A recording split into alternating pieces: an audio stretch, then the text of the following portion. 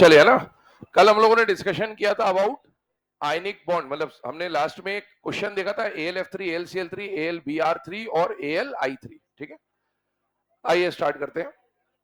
इस क्वेश्चन में आपको ये बताया था कि एल्यूमिनियम के जो फ्लोराइड, क्लोराइड, ब्रोमाइड और आयोडाइड होते हैं, इन सब में से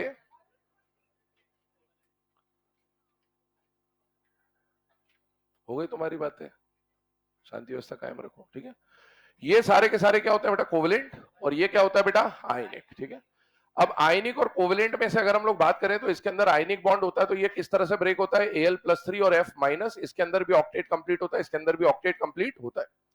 जबकि इन सब के बारे में अगर चर्चा की जाए तो ये सारे के सारे कोवेलेंट थे, तो इनमें शेयरिंग ऑफ इलेक्ट्रॉन से हमने चेक करा था, और शेयरिंग का मतलब है 3+3 3+3 3+3 कितना हो जाता है बेटा, 6 इलेक्ट्रॉन।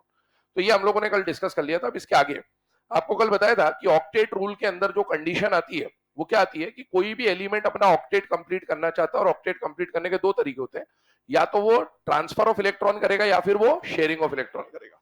अब ट्रांसफर और शेयरिंग दोनों की जो कंडीशन होती है उस पर बात कर लेते हैं। तो आइए हम लोगों को जिन बॉन्ड्स के बारे में पढ़ना है वन बाय वन उनको स्टार्ट करते हैं, और सबसे पहले हम लोग स्टार्ट करेंगे विद आयनिक बॉन्ड। हेडिंग डालिएगा आयनिक बॉन्ड।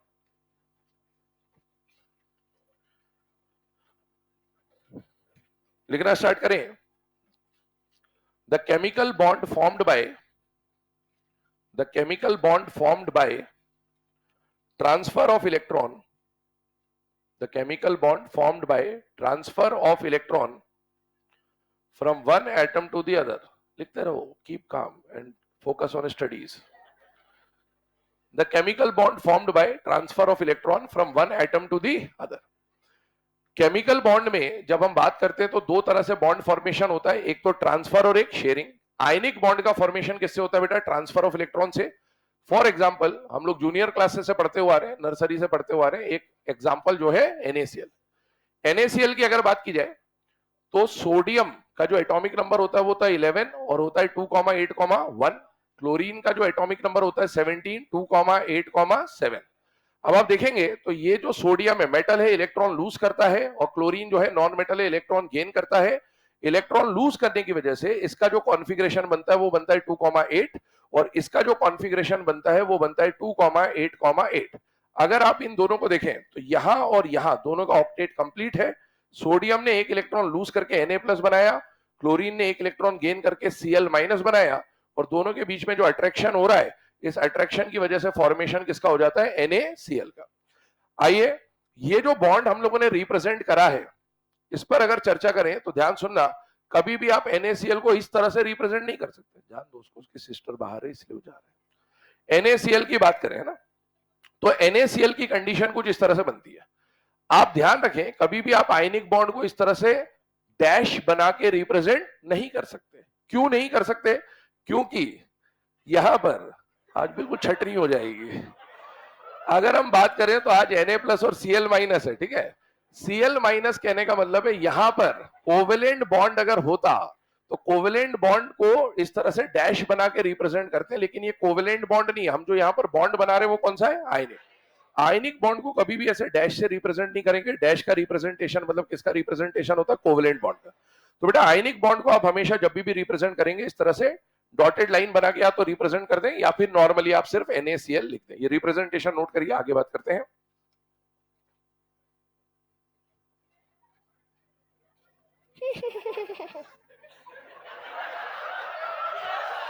लिखे चलो,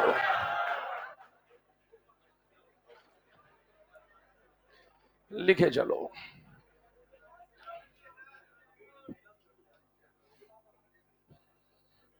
कानून सबके लिए बराबर होता है।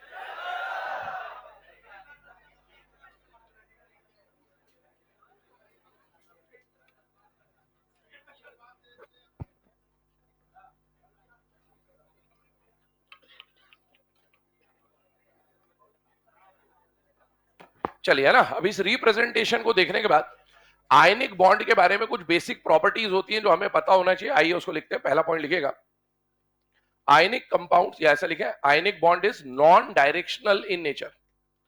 Ionic bond is non directional in nature. Ionic bond is non directional in nature. दूसरा पॉइंट लिखिए, Ionic compounds generally exist in solid state. Ionic compounds generally exist in solid state. Bracket में लिखिएगा, in the form of 3D crystal lattice, 3-dimensional crystal lattice, in the form of 3D crystal lattice. तीसरा point लिखें, they are represented by simplest ratio. They are represented by simplest ratio.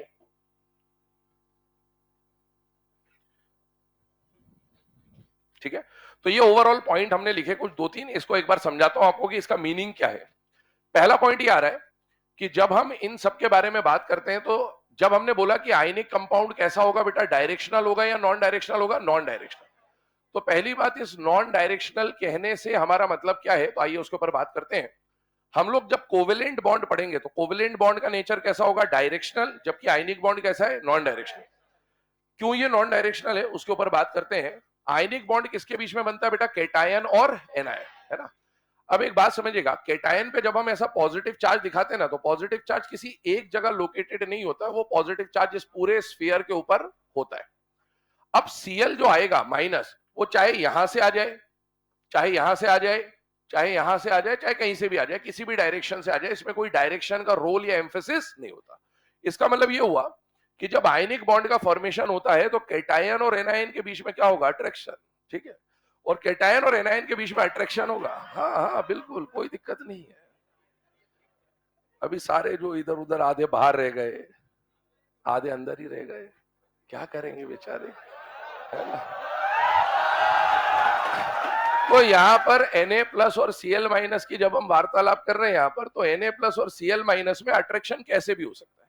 मतलब Cl कहीं से भी आ जाए, उसके बीच में plus और माइनस के बीच में क्या होना है, अट्रैक्शन।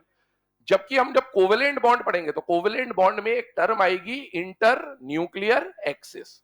इंटर न्यूक्लियर एक्सिस आने का मतलब क्या होगा कि वहां पर जब हम ओवरलैपिंग कराएंगे, तो ओवरलैपिंग या तो एक्स एक्सिस पे होगी या वाई एक्सिस पे होगी या जेड एक्सिस, तो वहां पर डायरेक्शन का रोल आएगा, लेकिन यहां पर डायरेक्शन का कोई भी रोल नहीं होता। तो ध्यान रखिएगा, आयनिक बॉन्ड कैसा हो गया, नॉन डायरेक्शनल। दूसरा पॉइंट, ये जो हमने अभी देखा है, ये आगे जाके जब आप कोऑर्डिनेशन कंपाउंड पढ़ेंगे तब वहां पर एक थ्योरी आएगी, वर्नर थ्योरी, और वहां पर भी दो तरह की वैलेंसी आप पढ़ेंगे, एक पढ़ेंगे प्राइमरी वैलेंसी और एक पढ़ेंगे सेकेंडरी वैलेंसी। वहां पर भी ये पॉइंट बेटा काम में आएगा कि जो प्राइमरी वैलेंसी होती है, मतलब वो आयनिक बॉन्ड को रिप्रेजेंट करेगा, तो वो नॉन डायरेक्शनल होगा, और जो सेकेंडरी वैलेंसी होगी वो कोवेलेंट बॉन्ड को या कोऑर्डिनेट बॉन्ड को रिप्रेजेंट करेगा, और वो डायरेक्शनल होगा। सेकेंड पॉइंट पे आते हैं। पहला हमने बोला कि आयनिक बॉन्ड नॉन डायरेक्शनल है। दूसरा पॉइंट हम लोगों ने क्या लिखा कि जो आयनिक कंपाउंड होते हैं वो जनरली कौन से फॉर्म में एग्जिस्ट करते हैं, solid. 3 general states of matter होते हैं, सॉलिड, लिक्विड, गैस। अगर हम बात करें आयनिक बॉन्ड की और इससे हम कंपेयर करते हैं सपोज कोवेलेंट बॉन्ड को, तो याद करिए कोवेलेंट बॉन्ड जब बनता है तो यहां पर भी चार्ज आता है, लेकिन वो चार्ज कंप्लीट होता है या पार्शियल होता है, पार्शियल। बेटा पार्शियल चार्ज के बीच का जो अट्रैक्शन होगा वो उतना स्ट्रॉन्ग नहीं होगा जितना कंप्लीट चार्ज का अट्रैक्शन होगा।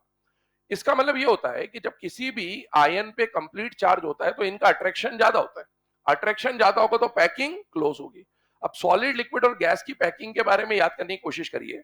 गैस में पार्टिकल बहुत दूर दूर होते हैं, लिक्विड में थोड़े पास होते हैं और सॉलिड में और भी पास होते हैं। तो बेटा सॉलिड के अंदर क्योंकि अट्रैक्शन बहुत ज्यादा होगा, वो अट्रैक्शन ज्यादा कहां होगा, कोवेलेंट में या आयनिक में, आयनिक में। तो इसके बीच में अट्रैक्शन बहुत ज्यादा होता है। अट्रैक्शन ज्यादा होने की वजह से पैकिंग बहुत ही स्ट्रांग हो जाएगी, और पैकिंग बहुत ही स्ट्रांग होने का मतलब है वो कंपाउंड कैसा हो जाएगा, सॉलिड। तो आयनिक कंपाउंड जनरली कौन से फॉर्म में एग्जिस्ट करते हैं, सॉलिड।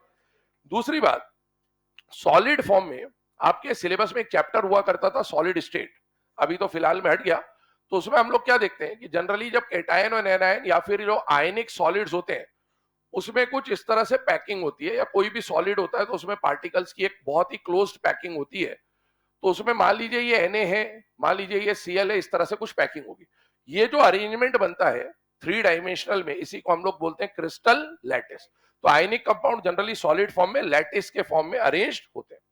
तीसरा पॉइंट जो हम लोगों ने लिखा, वो पॉइंट क्या है, ध्यान से सुनना। हम लोग आयनिक कंपाउंड को हमेशा जब रिप्रेजेंट करते हैं तो सिंपलेस्ट रेशियो में रिप्रेजेंट करते हैं। कौन से रेशियो में, सिंपलेस्ट। मोल कॉन्सेप्ट जब आप पढ़ते हैं तो दो तरह के रेशियोज पे बात होती है, एक तो होता है एक्चुअल फॉर्मूला और एक होता है सिंपलेस्ट फॉर्मूला, है ना। सिंपलेस्ट मतलब इंपेरिकल फॉर्मूला और एक्चुअल मतलब मॉलिक्यूलर फॉर्मूला। आयनिक कंपाउंड को हमेशा आप सिंपलेस्ट रेशियो में रिप्रेजेंट करते हैं, मतलब हम डिफाइन करते हैं बाय एम्पेरिकल फॉर्मूला। क्यों ऐसा करते हैं, ध्यान सुनना बेटा। जब NaCl की बात होती है ना, तो NaCl फॉर्मूला देखकर हमें ऐसा लगता है कि एक Na और एक Cl के बीच में अट्रैक्शन हो रहा है, लेकिन ऐसा है नहीं। एक्चुअल में जब आप Na का लैटिस स्ट्रक्चर देखते हो रॉक सॉल्ट का, तो बेटा एक Na के आसपास कितने Cl होते हैं, 6। और ऐसे ही एक Cl के आसपास कितने Na होंगे, 6। इस तरह से मतलब इसका पूरा एक लैटिस स्ट्रक्चर बनेगा। 3D भी होता है तो पीछे भी चलता है। अब ध्यान सुनिएगा, कंडीशन ये बन के आती है कि अगर हम एक Cl को देखें या एक Na को देखें सपोज, तो एक Na कितने Cl से सराउंडेड है, 6, है ना। इस तरह से ये 6 Cl से मान लीजिए इस तरह सराउंडेड है।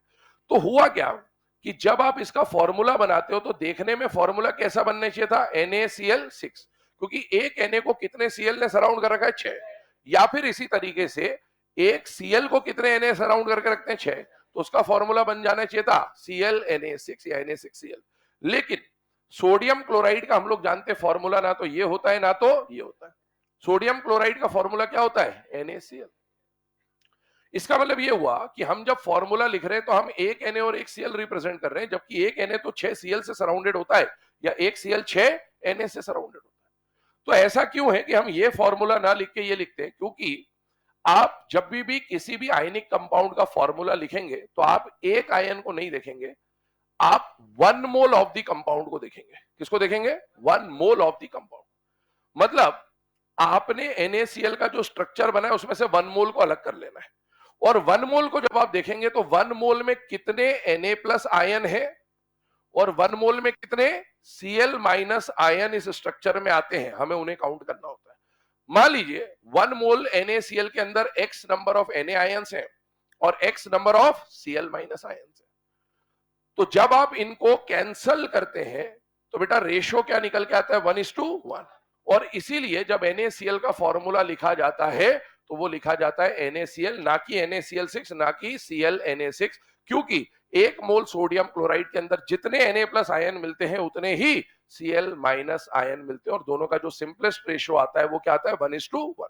जैसे फॉर एग्जाम्पल हमने एक कंपाउंड लिखा Al2O3, कंपाउंड देखिए Al2O3। इस कंपाउंड में पहली बात, एल्यूमिनियम मेटल है या नॉन मेटल है, मेटल। ऑक्सीजन क्या है, non metal. Metal non metal का बॉन्ड आयनिक। अब आयनिक बॉन्ड में आप जब भी फॉर्मूला लिखते हैं, इसका मतलब ये नहीं कि 2 एल्यूमिनियम को 3 क्लोराइड 3 ऑक्साइड ने घेर रखा है, ये मतलब नहीं है। इसका मतलब ये है कि जब आप Al2O3 का 1 मोल लेते हैं तो उसमें अगर एल्यूमिनियम आयन 2x है तो बेटा ऑक्साइड के कितने आयन मिले उसके अंदर, टोटल 3x।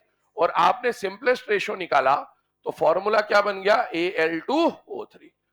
तो बेसिकली जब भी आप किसी आयनिक कंपाउंड को रिप्रेजेंट करते हैं तो आयनिक कंपाउंड को रिप्रेजेंट करते वक्त आप उसके इंडिविजुअल आयन के बारे में बात नहीं करते हैं। 1 मोल लैटिस स्ट्रक्चर में कितने कैटायन है, कितने एनायन है, उनका आप क्या निकालते हो बेटा, सिंपलेस्ट रेशियो। ठीक है, तो ये हमने ओवरऑल जनरल बातें जो थी वो डिस्कस कर ली। अब आगे बढ़ते हैं अगली टर्म की तरफ। नेक्स्ट सब हेडिंग डालिएगा electrovalency. Electrovalency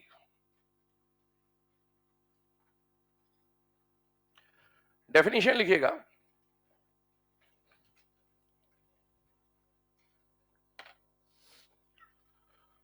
the number of electron gained or lost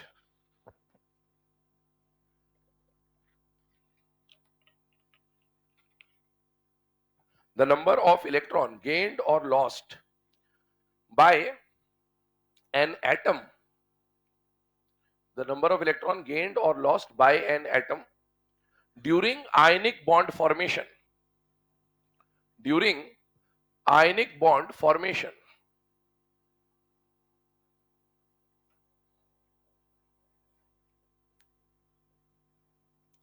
चले आइए यहां पर हम लोग डिस्कशन करें तो बेटा दो एग्जांपल पे बात हो रही है। पहला एग्जांपल हम लोगों ने लिखा NaCl और दूसरा एग्जांपल हमने क्या लिखा, Al2O3। पहली बात इलेक्ट्रोवैलेंसी की अगर हम लोग बात करें तो यहां पर नाम से समझ में आना चाहिए कि इलेक्ट्रोवैलेंसी किससे डील करता है, आयनिक बॉन्ड से, क्योंकि आयनिक बॉन्ड का एक और नाम कल आपको बताया था, आयनिक बॉन्ड को इलेक्ट्रोवैलेंट बॉन्ड भी कहा जाता है। अब इलेक्ट्रोवैलेंसी क्या बता रहा है कि जब भी बेटा आयनिक बॉन्ड बनता है तो मेटल और नॉन मेटल के बीच में बनेगा या फिर कैटायन और एनायन के बीच में बनेगा, ऐसा भी बोल सकते हैं। कभी भी कैटायन जब बनेगा तो एटम ने कुछ इलेक्ट्रॉन लूज किए होंगे, और जब भी एनायन बनेगा तो एटम ने कुछ इलेक्ट्रॉन गेन किए होंगे। किसी भी एक एटम ने कितने इलेक्ट्रॉन लूज किए वो उसकी इलेक्ट्रोवैलेंसी कहलाएगा, और किसी भी एक एटम ने कितने इलेक्ट्रॉन गेन किए वो उसकी इलेक्ट्रोवैलेंसी कहलाएगा। तो इलेक्ट्रोवैलेंसी और कुछ भी नहीं होता, नंबर ऑफ इलेक्ट्रॉन गेन्ड और लॉस्ट बाय एन एटम। ध्यान रखना, एन एटम, एक एटम के बारे में बात होगी। जैसे यहाँ पर 3 ऑक्सीजन, तो तीनों को कंबाइंड नहीं देखेंगे, एक ऑक्सीजन को देखेंगे। इसका सीधा सीधा तरीका क्या होता है कि आयनिक कंपाउंड का कोई भी क्वेश्चन है, अभी जब हम इलेक्ट्रोवैलेंसी पढ़ रहे हैं, आगे हम लोग lattice energy, hydration energy, solubility, polarisation, बहुत सारी चीजें पढ़ेंगे। आयनिक कंपाउंड को सॉल्व करने के लिए सबसे पहली चीज है वो ये है कि आपको फॉर्मूला नहीं देखना है, आपको नाम देखना है। क्या देखना है? नाम। नाम से सॉल्व होता है आयनिक कंपाउंड हमेशा, है ना। नाम कहने का मतलब, अगर आपके सामने NaCl आ गया, कल हमने चर्चा करी थी कि दो तरह के बॉन्ड्स मेनली हमको देखने को मिलेंगे, आयनिक और कोवेलेंट। अब आयनिक और कोवेलेंट पहचानने का तरीका देखा था कि भैया मेटल नॉन मेटल का बॉन्ड होगा तो आयनिक, इसके कुछ एक्सेप्शन लिखाए थे, अल्बेली के CBI, है ना। और नॉन मेटल का बॉन्ड होगा तो कोवेलेंट। तो पहले एक बार आयनिक और कोवेलेंट पे भी चर्चा करते हुए चलते हैं ताकि दिमाग में ये चीजें फिट हो जाए, आगे से आप देखेंगे। लेकिन बताइए मुझे, ये मेटल है कि नॉन मेटल है? मेटल। ये क्या है? Non metal. Metal non metal का बॉन्ड जनरली आयनिक, मेटल नॉन मेटल जनरली आयनिक। क्या ये अल्बेली में से आ रहा है? लेकिन ये CBI में से नहीं। अगर अल्बेली का CBI होता तो क्या हो जाता? कोवेलेंट। ठीक है, अब आइए आगे देखते हैं। NaCl पर चर्चा करें। बेटा ये एक आयनिक कंपाउंड है, आयनिक कंपाउंड को हमेशा नाम से सॉल्व करना है। नाम बताइए इसका क्या होगा? Sodium chloride. नाम तो देख के समझ में आ जाना चाहिए, एल्यूमिनियम ऑक्साइड। अब जब सोडियम क्लोराइड आपने बोला तो आपके दिमाग में दो नाम आ गए, एक सोडियम और एक क्लोराइड। और क्योंकि हम आयनिक कंपाउंड की बात कर रहे हैं तो ये सोडियम और क्लोराइड बेसिकली आयंस को रिप्रेजेंट कर रहे हैं। तो इसका मतलब ये हुआ कि सोडियम क्लोराइड में दो टाइप के आयन होंगे, सोडियम आयन भी होगा और क्लोराइड आयन भी होगा। इसका मतलब ये हुआ कि सोडियम आयन क्या होता है नेचर में, ये हमें ऑलरेडी पता होना चाहिए। और sodium ion Na+, Na2+, Na3+, 4+ क्या होता है, तो ये सब 9th-10th क्लास में हम पढ़ते हैं कि सोडियम आयन का फॉर्मूला क्या होता है? Na+। अगर किसी को ये नहीं पता हो कि सोडियम आयन Na+ है तो भैया आपको ये पता होना चाहिए ग्रुप 1 का एलिमेंट है, और ग्रुप 1 का कॉमन स्टेट +1, ग्रुप 2 का +2, 13 का +3, इस तरह से भी सॉल्व कर सकते हैं। इस पे आ गया प्लस Cl, क्लोराइड आयन क्या होता है? Cl-। अब एक बात बताइए, इसने, सोडियम ने Na+ बनने के लिए इलेक्ट्रॉन गेन किया या लूज किया? लूज किया। कितने लूज करे? वो यहीं पे दिख जाएगा चार्ज पे। तो इसने कितना इलेक्ट्रॉन लूज किया? 1। किसी भी एलिमेंट ने आयनिक बॉन्ड बनाने के लिए कितने इलेक्ट्रॉन लूज किए वो क्या कहलाती है? उसकी इलेक्ट्रोवैलेंस। क्लोरीन ने Cl- बनने के लिए इलेक्ट्रॉन लूज किए या गेन किए? गेन किए। कितने गेन किए? 1। तो वो उसकी क्या कहलाएगी? इलेक्ट्रोवैलेंस। इसका मतलब ये हुआ कि सोडियम और क्लोरीन दोनों का इलेक्ट्रोवैलेंसी कितना हो गया? 1 and 1। पहली बात ये। दूसरी बात ध्यान से देखिए, इलेक्ट्रोवैलेंसी लिखते वक्त आपको सिर्फ नंबर ऑफ इलेक्ट्रॉन गेन्ड या लॉस शो करना होता है, आपको प्लस या माइनस शो नहीं करना होता है। तो आप यहां पर प्लस या माइनस मत लिखिएगा, क्योंकि प्लस और माइनस लगाते ही वो ऑक्सीडेशन स्टेट बन जाएगा एक तरह से। आइए Al2O3 पे मुझे बताइए इस कंपाउंड का नाम, आयनिक कंपाउंड को नाम से देखना है। नाम बोलिए क्या होगा? Aluminium oxide. इसका मतलब इसमें एल्यूमिनियम आयन भी है और ऑक्साइड आयन भी है। तो मुझे ये 2 या 3 नहीं देखना है, मुझे तो नाम से चलना है। एल्यूमिनियम आयन का फॉर्मूला क्या होता है? Al3+, oxide ion O2-। अब ध्यान से देखिए, यहां पर अगर हम बात करें तो इलेक्ट्रोवैलेंसी पे चर्चा कर रहे हैं। इसने Al से Al3+ बनने के लिए कितने इलेक्ट्रॉन लूज करे? 3। इसका मतलब इसका इलेक्ट्रोवैलेंसी हो गया 3। और इसने O से O2- करने के लिए कितने इलेक्ट्रॉन गेन किए? 2। मतलब इसका इलेक्ट्रोवैलेंसी हो गया 2। तो इलेक्ट्रोवैलेंसी का मतलब यहां पर यह हो गया कि भाई किसी भी एटम ने कितने इलेक्ट्रॉन लूज करे या कितने इलेक्ट्रॉन गेन करे वो उसकी क्या हो जाएगी? इलेक्ट्रोवैलेंसी। इलेक्ट्रोवैलेंसी को चार्ज के साथ नहीं लिखना है। दूसरी बात, क्या इलेक्ट्रोवैलेंसी कैटायन और एनायन की सेम हो भी सकती है और नहीं भी हो सकती? ऐसा नहीं कि दोनों हमेशा बराबर आएंगे, दोनों सेम भी आ सकते हैं और अलग अलग भी आ सकते हैं। नोट करिए इसे।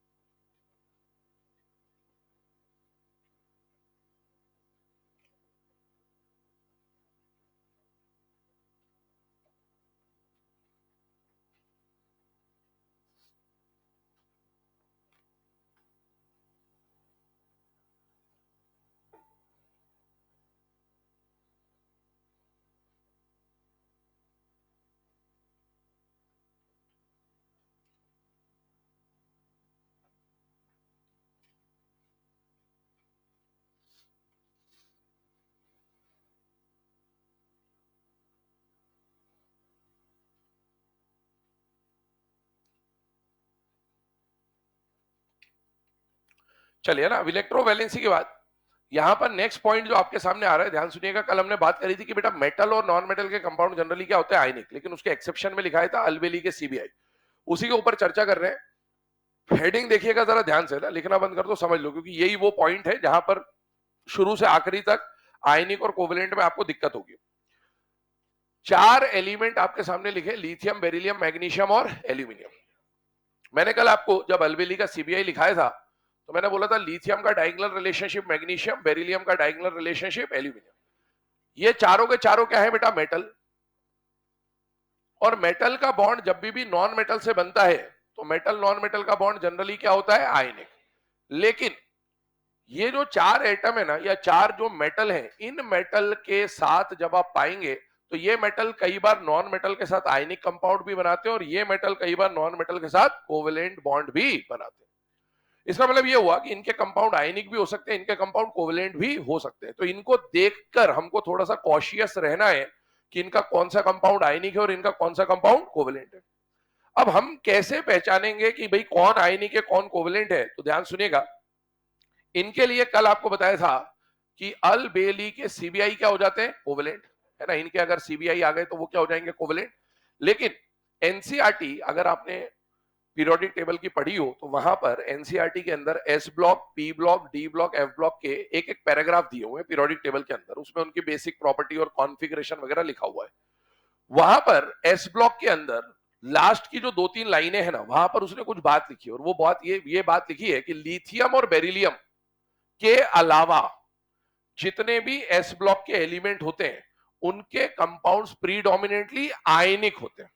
कहने का मतलब ये कि लिथियम और बेरिलियम के कंपाउंड कोवेलेंट प्रीडोमिनेंटली मतलब मैक्सिमम कंपाउंड कोवेलेंट मिल जाएंगे, ऐसा नहीं कि सब कोवेलेंट है। और लिथियम के और बेरिलियम के अलावा एस ब्लॉक के जो भी एलिमेंट होंगे ग्रुप 1 या 2, उनके कंपाउंड मोस्टली क्या मिलेंगे, आयनिक। क्योंकि भैया मेटल और नॉन मेटल का बॉन्ड तो आयनिक ही बनना चाहिए। लेकिन इनके अंदर एक टॉपिक आगे हम पढ़ेंगे, पोलराइजेशन। तो पोलराइजेशन की वजह से इनके कंपाउंड, कुछ कंपाउंड आयनिक लेकिन ज्यादातर कंपाउंड कोवेलेंट मिलते हैं। तो यही वो केस है जहां पर हमें मेनली कंफ्यूज करने की कोशिश की जाती है। ध्यान सुनिएगा, 4 एलिमेंट आपके सामने लिख दिए, लिथियम, बेरिलियम, मैग्नीशियम, एल्यूमिनियम। ये चारों के चारों क्या है, मेटल। अब देखो, हमें हमारे सिलेबस में इन सबके या किसी के भी हैलाइड्स के बारे में पढ़ना होता है मेनली, है ना। हैलाइड्स का मतलब हो गया फ्लोराइड, क्लोराइड, ब्रोमाइड और आयोडाइड। इनके क्लोराइड, ब्रोमाइड, आयोडाइड सीबीआई कल डिस्कस कर चुका हूं। तो अब हम लोग हैलाइड में बचा हुआ कौन है, फ्लोराइड। तो फ्लोराइड पे देखेंगे कि इनमें से किसका फ्लोराइड कोवेलेंट है, किसका फ्लोराइड आयनिक है। दूसरी बात, हमें कंपाउंड्स के जनरली ऑक्साइड्स पढ़ने होते हैं, एलिमेंट के ऑक्साइड्स पढ़ने होते हैं। तो यहां आप देखोगे इनके ऑक्साइड्स पे चर्चा होगी। और आगे जाके पी ब्लॉक में एक टॉपिक आएगा हाइड्रोलाइसिस। हाइड्रोलाइसिस में हमें कार्बाइड्स का हाइड्रोलाइसिस पढ़ना होता है। कार्बाइड्स का हाइड्रोलाइसिस मतलब मीथेनाइड, एसिटिलाइड, एलिलाइड, इस तरह का एक टॉपिक आएगा। तो इनके हम लोग हाइड्रोलाइसिस पढ़ेंगे। तो यहां पर इसीलिए हाइड्रोलाइसिस से पहले हम लोग इनके कार्बाइड्स के नेचर के ऊपर बात कर लेंगे कि इनका किसका कार्बाइड आयनिक है और किसका कार्बाइड कोवेलेंट है। एक बात बताइए, ये चारों मेटल है या नॉन मेटल है, मेटल। फ्लोरीन क्या है, मेटल या नॉन मेटल, नॉन मेटल। तो मेटल नॉन मेटल का बॉन्ड क्या होना चाहिए, आयनिक। मेटल नॉन मेटल का बॉन्ड क्या होना चाहिए, आयनिक। मेटल नॉन मेटल का बॉन्ड क्या होना चाहिए, आयनिक। मतलब इन सबको क्या होना चाहिए, आयनिक। हमने लिखा भी यही है, some important ionic compounds of lithium, beryllium, magnesium, aluminium. Topic को जरा ध्यान सुनना, लिथियम, बेरिलियम, मैग्नीशियम, एल्यूमिनियम के कुछ आयनिक कंपाउंड है, सारे नहीं है, ये कुछ है, इनके अलावा भी हो सकते हैं, ऐसा है ना। अब आए इधर ध्यान से, तो इनमें से जनरली ये सारे आयनिक है, लेकिन ध्यान से सुनना, BeF2 आयनिक नहीं है और BeO आयनिक नहीं है। एनसीईआरटी का एस ब्लॉक का एक स्टेटमेंट है, अभी लिखवा दूंगा स्टेटमेंट, वो ये है कि ग्रुप 2 की जब आप बात करते हो ना, तो बेरिलियम, मैग्नीशियम, कैल्शियम, स्ट्रोंशियम और बेरियम। ग्रुप 2 के जितने भी हैलाइड्स होते हैं, हैलाइड्स कहने का मतलब फ्लोराइड, क्लोराइड, ब्रोमाइड और आयोडाइड। ग्रुप 2 के जितने भी हैलाइड्स होते हैं उनमें जो बेरिलियम के सारे हैलाइड होंगे, बेरिलियम के सारे हैलाइड होंगे वो कोवेलेंट होते हैं और बचे हुए ग्रुप 2 के सारे हैलाइड्स आयनिक होते हैं। ये ग्रुप 2 के अंदर मतलब एस ब्लॉक के अंदर स्टेटमेंट है। इसका मतलब क्या निकला कि बेरिलियम का कोई भी हैलाइड आ जाए, beryllium, fluoride, chloride, bromide, iodide, it will be covalent. लेकिन अगर मैग्नीशियम, कैल्शियम, स्ट्रोंशियम, बेरियम का कोई भी फ्लोराइड, क्लोराइड, ब्रोमाइड, आयोडाइड आ जाए, वो क्या हो जाएगा, आयनिक। मैग्नीशियम का हैलाइड आयनिक होगा, लेकिन बेरिलियम का कोई भी हैलाइड आ जाए कोवेलेंट होगा, जिसमें से बेरिलियम के सीबीआई तो हमने कल ही पढ़ लिए थे, और बेरिलियम का फ्लोराइड भी कैसा होता है, कोवेलेंट। कोवेलेंट है, आयनिक नहीं, क्रॉस है ना। जबकि लिथियम, मैग्नीशियम और एल्यूमिनियम अल बे ली में से ली और अल, इनके फ्लोराइड आयनिक है, जबकि बेरिलियम का फ्लोराइड क्या है, कोवेलेंट। और एनसीईआरटी में एक और बात लिखी है कि बेरिलियम का जो ऑक्साइड होता है वो कोवैलेंट होता है। तो ये हमें जानकारी होनी चाहिए कि कौन आयनिक और कौन कोवैलेंट है। आगे सुनिएगा, नोट में दो बातें हम यहां पर लिखने वाले हैं। पहला, कल जो हमने लिखा था अल्बेली के सीबीआई कोवैलेंट, तो नोट बनाइएगा, लिखिएगा पहला पॉइंट। ऊपर का लिख लिया है तो ठीक है, नहीं लिखा है तो अभी जगह छोड़ दो, नोट लिख लीजिए पहले। पहला पॉइंट लिखिएगा नोट में, अल्बेली के सीबीआई कोवैलेंट, अल्बेली के CBI covalent.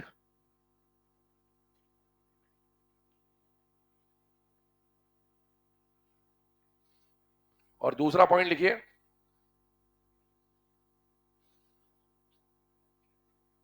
all group 2 halides, all group 2 halides are ionic, all group 2 halides are ionic except beryllium halides. मतलब ग्रुप 2 का कोई भी हैलाइड लोगे, हर हैलाइड कैसा मिलेगा आपको, आयनिक, लेकिन ग्रुप 2 में जो बेरिलियम के हैलाइड्स होंगे वो कैसे मिलेंगे, कोवेलेंट। तो all group 2 halides are ionic except beryllium halides, मतलब बेरिलियम हैलाइड्स को छोड़कर ग्रुप 2 के सारे हैलाइड आयनिक आपको मिलने वाले। ये तो बेटा ध्यान सुनना, ये हमने कुछ कुछ केसेस पे बात कर ली, लेकिन देखो इधर ध्यान से, हमने ये बोला है सम इंपॉर्टेंट आयनिक कंपाउंड, मतलब ये इनके कुछ ही आयनिक कंपाउंड है, मतलब इसके अलावा और भी आयनिक कंपाउंड होते हैं। तो अब उस पर थोड़ा सा आपको क्लैरिटी दे देता हूं, ताकि हम जब पढ़ें तो आपको बार बार चीजें रिवाइज होती रहेंगी। आयंस को बेटा दो कैटेगरी में बांटा जाता है, पहला मोनो एटॉमिक आयंस और दूसरा पॉली एटॉमिक आयंस। अब मोनो एटॉमिक कहने का मतलब, मोनो मतलब एक और एटॉमिक मतलब एटम, ऐसे आयन जिनमें केवल एक ही एटम होता है। मैं टाइप की बात नहीं कर रहा हूं, मैं नंबर ऑफ एटम्स की बात कर रहा हूं। ऐसे आयन जिसमें एक ही एटम होता है, जैसे सोडियम आयन में एक ही एटम होता है, फ्लोराइड, क्लोराइड, ऑक्साइड, ये सब एक एटम से बनने वाले आयन है। इन आयन्स को हम लोग क्या बोलते हैं, मोनो एटॉमिक। पॉली एटॉमिक में कौन आता है, ऐसे आयन जिनमें दो या दो से ज्यादा एटम्स हो, टाइप नहीं, एटम्स हो। जैसे मैंने बोला हाइड्रोक्साइड आयन, तो हाइड्रोक्साइड आयन में कितने एटम्स हैं, दो। तो ये मोनो एटॉमिक नहीं है, डाई ट्राई टेट्रा की कैटेगरी में जाएगा, मतलब पॉली में चला जाएगा। मैंने बोला peroxide ion, super oxide ion, peroxide ion होता है O2 2 माइनस, सुपर ऑक्साइड होता है O2 माइनस। एलिमेंट तो सेम है, लेकिन नंबर ऑफ एटम कितने, दो। नंबर ऑफ एटम कितने, दो। तो दो एटम आ गए या दो से ज्यादा एटम आ गए तो वो मोनो में नहीं जाएगा, वो किस में चला जाएगा, पॉली। अगर टाइप ऑफ एटम की बात होती तो याद करिए, हमने हाइड्राइड ऑक्साइड हाइड्रोक्साइड पढ़ते वक्त बाइनरी और टर्नरी वर्ड यूज किया था। टाइप ऑफ एटम की जब बात होगी तो बाइनरी या टर्नरी यूज होगा। नंबर ऑफ एटम की जब बात होगी तो मोनो एटॉमिक या पॉली एटॉमिक यूज किया जाएगा। आगे सुनिए, मान लीजिए मैंने आपको एक आयन बोला कार्बोनेट, पॉली एटॉमिक है। मान लीजिए मैंने आपको आयन बोला सल्फेट, नाइट्रेट, अमोनियम, ये सब के सब क्या है, पॉली एटॉमिक। ध्यान से सुनना, कोई भी पॉली एटॉमिक आयन हो, कोई भी पॉली एटॉमिक आयन हो, पॉली एटॉमिक आयन का बनने वाला कंपाउंड हमेशा आयनिक होगा। जैसे फॉर एग्जांपल, मैंने बोला आयनिक कंपाउंड को नाम से सॉल्व करते हैं। मान लीजिए मैं आपको एक नाम बोल रहा हूं, बेरिलियम सल्फेट। अब आपने नाम सुना बेरिलियम सल्फेट, बेरिलियम के लिए सतर्क रहने की जरूरत है, क्योंकि बेरिलियम का सीबीआई कोवेलेंट होता है वगैरह वगैरह। लेकिन कब सतर्क नहीं रहना, बेरिलियम सल्फेट, क्या इस नाम में कोई पॉली एटॉमिक आयन का मेंशन आ रहा है, यस। कौन आ रहा है, सल्फेट। मैंने बोला beryllium nitrate, beryllium carbonate, beryllium hydroxide, beryllium phosphate, क्या इन सब में कोई पॉली एटॉमिक आयन आ रहा है, यस। अगर किसी भी कंपाउंड में कोई पॉली एटॉमिक आयन का मेंशन हो जाता है तो फिर उसमें कोवेलेंट आयनिक का झंझट नहीं, वो सीधे सीधे आयनिक ही होता है। मैंने बोला lithium hydroxide, lithium sulphate, lithium nitrate, lithium carbonate, phosphate वगैरह वगैरह, कुछ भी बोल दिया, इन सब में पॉली एटॉमिक आयन है, और पॉली एटॉमिक आयन रखने वाले कंपाउंड कैसे होंगे, आयन। तो इनके अगर कोई भी पॉली एटॉमिक आयन रखने वाले कंपाउंड आ जाए तो उनको भी आप आयनिक ही कंसिडर करते हुए चलेंगे। ये आपको एक बेस बता दिया, अब इसी पे हम लोग आगे चैप्टर को बिल्ड करेंगे ना। ये जिसने नहीं लिखा फटाफट लिख ले, आगे बढ़ते हैं। तो इस बात को चाहो तो आप मेंशन कर लेना कि भाई किसी के अंदर अगर पॉली एटॉमिक आयन है, अगर पॉली एटॉमिक, हाँ जा जा तू।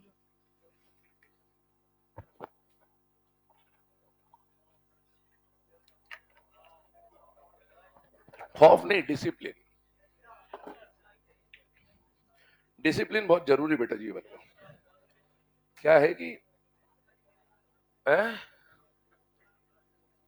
डिसिप्लिन के बिना जीवन में काम चलता नहीं।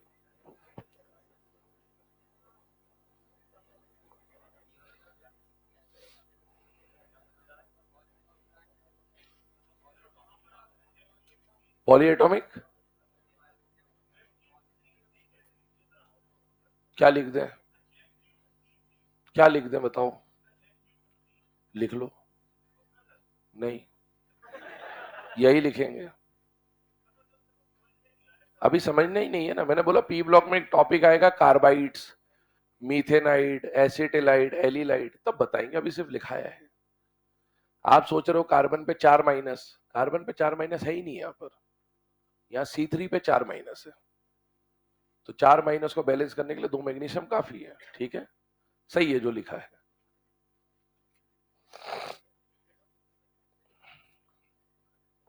क्या बोल रहा था भाई तू? पॉलीएटॉमिक आयन रखने वाले कंपाउंड आयनिक होते हैं, बस। All the compounds containing polyatomic ions are ionic in nature. चलिए, अब इसमें आगे का डिस्कशन करते हैं बेटा, ध्यान सुनिएगा। हमने अभी बात करी कि भाई लिथियम, बेरिलियम, मैग्नीशियम, एल्यूमिनियम, इनको देखकर थोड़ा सा कॉशियस रहना है, खासकर अल बेली के सीबीआई कोवेलेंट। लेकिन बेरिलियम का फ्लोराइड और ऑक्साइड आ जाए तो वो भी कोवेलेंट होगा। और इसके बाद हमने चर्चा करी कि भाई ग्रुप 2 का कोई भी हैलाइड आ जाए, है ना, बेरिलियम को छोड़कर ग्रुप 2 में मैग्नीशियम, कैल्शियम, स्ट्रोंशियम, बेरियम का कोई भी हैलाइड आ जाए, वो क्या हो जाएगा? आयनिक। और ऐसे कंपाउंड जिनमें आपको पॉली एटॉमिक आयन दिख जाएंगे, उनको भी आप क्या कंसिडर कर लेंगे? आयनिक। अब आगे बढ़ते हैं। आयनिक और कोवेलेंट के कुछ बेसिक बातें समझने के बाद अगले पॉइंट के ऊपर हम लोग डिस्कशन कर रहे हैं। हेडिंग डालिएगा, favourable conditions for ionic bond formation. Favourable condition for ionic bond formation.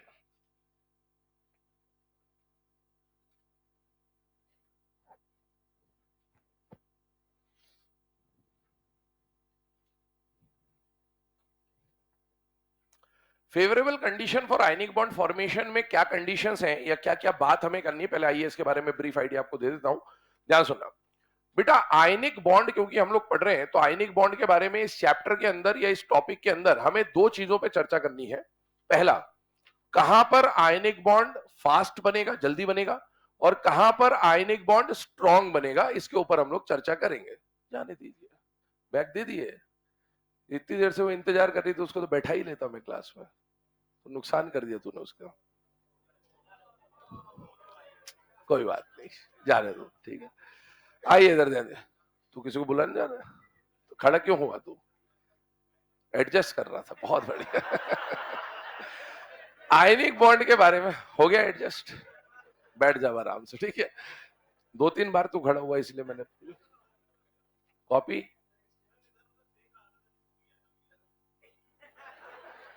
अभी देख लिया इधर उधर, अब तो नहीं देखेगा इधर उधर, पक्का? ठीक है। इधर उधर देख रहा था। आइए इधर, आयनिक बॉन्ड के बारे में बात करें। आयनिक बॉन्ड के लिए दो चीजें हमें पढ़नी होती है। पहला, आयनिक बॉन्ड का फास्ट फॉर्मेशन और आयनिक बॉन्ड का स्ट्रॉन्ग फॉर्मेशन। कोई है अभी बाहर? है बहुत सारे, इंतजार कर रहे हैं अभी तक।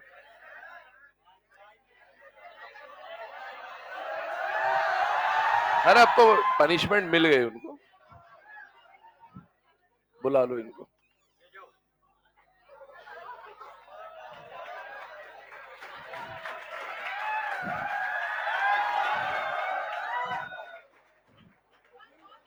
बहुत देर से उन्होंने इंतजार किया इसीलिए। ये जुझारू बच्चे हैं, ये पढ़ना चाहते हैं।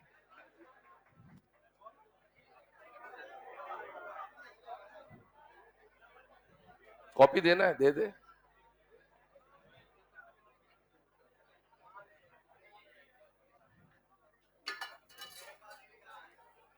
Dedicated students. तुझे विश्वास था, मुझे मालूम है, पिछले सालों में भी देख रखा है तुम लोगों ने। एक इम्तिहान होता है बीच बीच में, कुछ लोग इम्तिहान पास कर जाते हैं, कुछ फेल हो जाते हैं, ठीक है। चलिए, आयनिक बॉन्ड के ऊपर बात कर रहे थे। आयनिक बॉन्ड के बारे में आपको यहां पर मैं दो चीजों पे बात कर रहा हूं। आयनिक बॉन्ड में दो चीजें, दो कंडीशंस हम लोगों को समझनी है। पहला है आयनिक बॉन्ड का फास्ट फॉर्मेशन और दूसरा आयनिक बॉन्ड का स्ट्रॉन्ग फॉर्मेशन।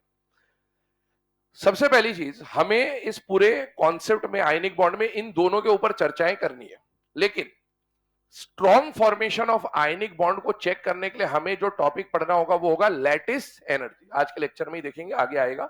लेकिन अभी जो हम टॉपिक पढ़ने वाले हैं, कहा गया भाई ये, हाँ, favourable condition for ionic bond formation.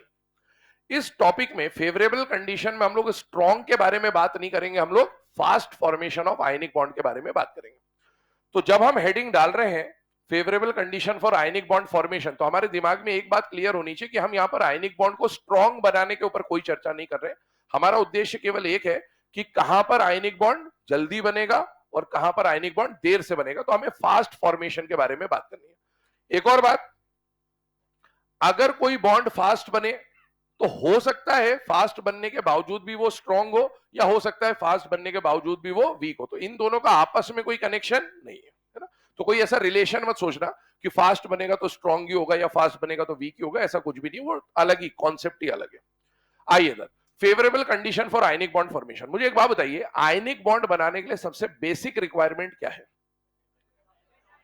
दो एटम। दो एटम में से एक मेटल होना चाहिए और एक नॉन मेटल। अच्छा, मेटल की टेंडेंसी इलेक्ट्रॉन लूज करने की, लूज करके क्या बनाएगा? कैटायन। नॉन मेटल की टेंडेंसी इलेक्ट्रॉन गेन करने की, क्या बनाएगा? एनायन। ध्यान से देखते जाइएगा, चेक करते जाइएगा। मान लीजिए, अभी मैं लिखा कुछ भी नहीं रहा हूं, सुनते जाइए। मान लो एक मेटल एम माना और एक नॉन मेटल एक्स मान लिया। ये मेटल है, वो नॉन मेटल है। मेटल की टेंडेंसी क्या होती है? इलेक्ट्रॉन लूज करके क्या बनाना है? कैटायन। नॉन मेटल की टेंडेंसी इलेक्ट्रॉन गेन करके क्या बनाना है? एनायन। जितनी जल्दी कोई भी मेटल अपना कैटायन बना लेगा, बिकॉज हम फास्ट फॉर्मेशन के बारे में बात कर रहे हैं, जितनी जल्दी कोई भी मेटल अपना कैटायन बना लेगा और जितनी जल्दी कोई भी नॉन मेटल अपना एनायन बना लेगा, क्या उतनी जल्दी इनके बीच में आयनिक बॉन्ड का फॉर्मेशन हो जाएगा कि नहीं हो जाएगा? हो जाएगा। मतलब हमको इस बात पे ध्यान देना है कि मेटल कितनी जल्दी इलेक्ट्रॉन लूज कर दे और नॉन मेटल कितनी जल्दी इलेक्ट्रॉन गेन कर ले, ताकि कैटायन और एनायन जल्दी बन जाए। सारा खेल जल्दी का है। अब देखो, एक बात बताओ, मान लो एक मेटल का नाम लिया मैंने Ma और एक मेटल का नाम लिया मैंने Mb। सपोज इसने भी कैटायन का फॉर्मेशन करा और सपोज इसने भी कैटायन का फॉर्मेशन करा। हम दो कंडीशंस को समझ रहे हैं, कंपेयर कर रहे हैं। इसको भी कैटायन बनाना है, इसको भी कैटायन बनाना है। कैटायन बनाने के लिए जिस एनर्जी के बारे में हम पीरियोडिक टेबल में पढ़ चुके हैं, क्या कैटायन बनाने के लिए जो कॉन्सेप्ट यूज आता है वो Ie होता है या नहीं होता? होता है। कोई भी न्यूट्रल एटम इलेक्ट्रॉन लूज करेगा तो उसके लिए हमें जो कॉन्सेप्ट लगेगा दैट इज Ie। तो इसको इलेक्ट्रॉन लूज करना है तो कुछ एनर्जी देनी पड़ेगी, जिसे हम बोलेंगे Ie। इसको भी इलेक्ट्रॉन लूज करना है तो इसे भी कुछ एनर्जी देनी पड़ेगी, जो है Ie। मान लो इसके Ie का वैल्यू कम है और मान लो इसके Ie का वैल्यू ज्यादा है। पहले इलेक्ट्रॉन कौन लूज करेगा, ए या बी? ए। दोनों में से पहले इलेक्ट्रॉन कौन लूज करेगा? ए। मान लो इसको इलेक्ट्रॉन लूज करने के लिए 50 यूनिट एनर्जी चाहिए और इसको 5000 यूनिट चाहिए। 50 मिलते खटक से लूज कर देगा, 5000 वाला बोलेगा और एनर्जी दो, और एनर्जी दो, और एनर्जी दो। तो अभी हमारे पास फेवरेबल कंडीशन जो है वो कौन सी है कि कैटायन जल्दी बनाने के लिए Ie क्या होनी चाहिए? कम।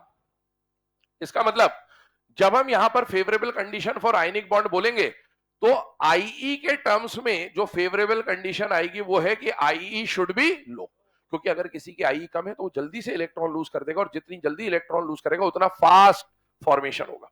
एक और बात, क्या Ie को मैं साइज से कंपेयर करूं तो याद करिए पीरियोडिक टेबल में हमने Ie के फैक्टर्स पढ़े थे।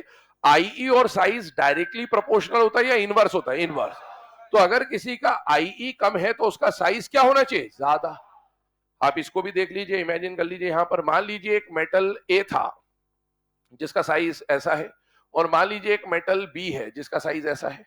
मुझे बताइए इसके न्यूक्लियस का इसके इलेक्ट्रॉन पे अट्रैक्शन क्या होगा? ज्यादा। और इसके न्यूक्लियस का इसके इलेक्ट्रॉन पे अट्रैक्शन क्या होगा? कम। दोनों में से कहां से इलेक्ट्रॉन निकालना आसान है, ए या बी? बी। और जिसमें से इलेक्ट्रॉन निकालना आसान है उसके लिए आसान काम को कराने के लिए एनर्जी क्या लगेगी? कम। इसका मतलब है जिसका साइज ज्यादा उसका Ie कम। तो अगर कैटायन जल्दी बनाना है तो या तो आई कम हो, या उसको दूसरे टर्म्स में हम बोल सकते हैं कि उस है ना उस पर्टिकुलर एटम का या आयन का साइज ज्यादा। तो ये बात हमने यहां पर लिखी, लो आईई या फिर ग्रेटर साइज ऑफ कैटायन। आइए इधर, अब हमें कैटायन के बाद क्या बनाना है, एनायन। मान लीजिए एनायन पे चर्चा करें, तो मान लीजिए ये एक्स ए एक एटम है, एक्स बी एक एटम है, दोनों को क्या बनाना है, अपना अपना एनायन। मुझे बताइए एनायन बनाने की जो प्रोसेस होती है उसको हम लोग क्या बोलते थे, ईए। तो अगर हम बात करें तो यहां पर इलेक्ट्रॉन ऐड हो रहा है तो ईए की बात चल रही है, यहां पर भी इलेक्ट्रॉन ऐड हो रहा है तो ईए की बात चल रही है। याद करिए ईए का मतलब हमने क्या बोला था, इलेक्ट्रॉन के लिए अट्रैक्शन। मान लो मैं आपको बोलूं कि इसका ईए ज्यादा है, और मान लो मैं आपको बोलूं कि इसका ईए कम है, तो बताइए इलेक्ट्रॉन के लिए ज्यादा अट्रैक्शन कौन दिखा रहा है, ए या बी, ए। और जब ए इलेक्ट्रॉन के लिए ज्यादा अट्रैक्शन दिखा रहा है तो दोनों में से एनायन बनाने का काम जल्दी कौन करेगा, ए ही तो करेगा। इसका मतलब यह हुआ कि जल्दी एनायन बनाने के लिए जो फेवरेबल कंडीशन है वो है हाई ईए। ईए ज्यादा होना चाहिए, इलेक्ट्रॉन का अट्रैक्शन ज्यादा होना चाहिए।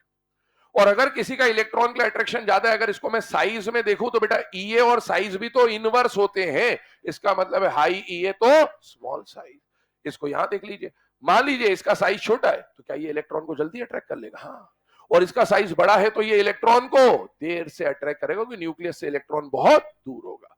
तो ये दो चीजों पे हमने बात करी।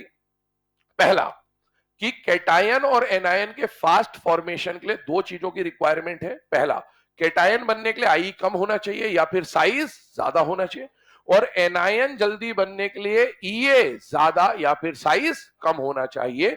इसी बात को हम यहां लिखने वाले। हेडिंग डाल लीजिए, favourable condition for ionic bond formation. और अब बोलते जा रहा हूं, पॉइंट्स को समझाने का काम ऑलरेडी कर दिया है, इसी को लिखेंगे हम।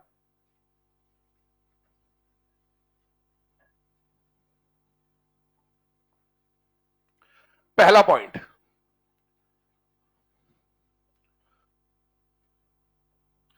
For cation formation. बेटा कैटायन फॉर्मेशन के लिए हम लोगों ने बात करी कि आईई का वैल्यू क्या होना चाहिए, कम, या फिर हम बोल सकते हैं साइज क्या होना चाहिए, ज्यादा। जितना कम आई होगा उतना जल्दी इलेक्ट्रॉन लूज कर देगा, या जितना बड़ा साइज होगा उतनी जल्दी इलेक्ट्रॉन लूज कर देगा। और ऐसे होने पर कैटायन फॉर्मेशन टेंडेंसी ज्यादा हो जाएगी, है ना। कैटायन जल्दी बना लेगा इस तरह की कंडीशंस होने पर।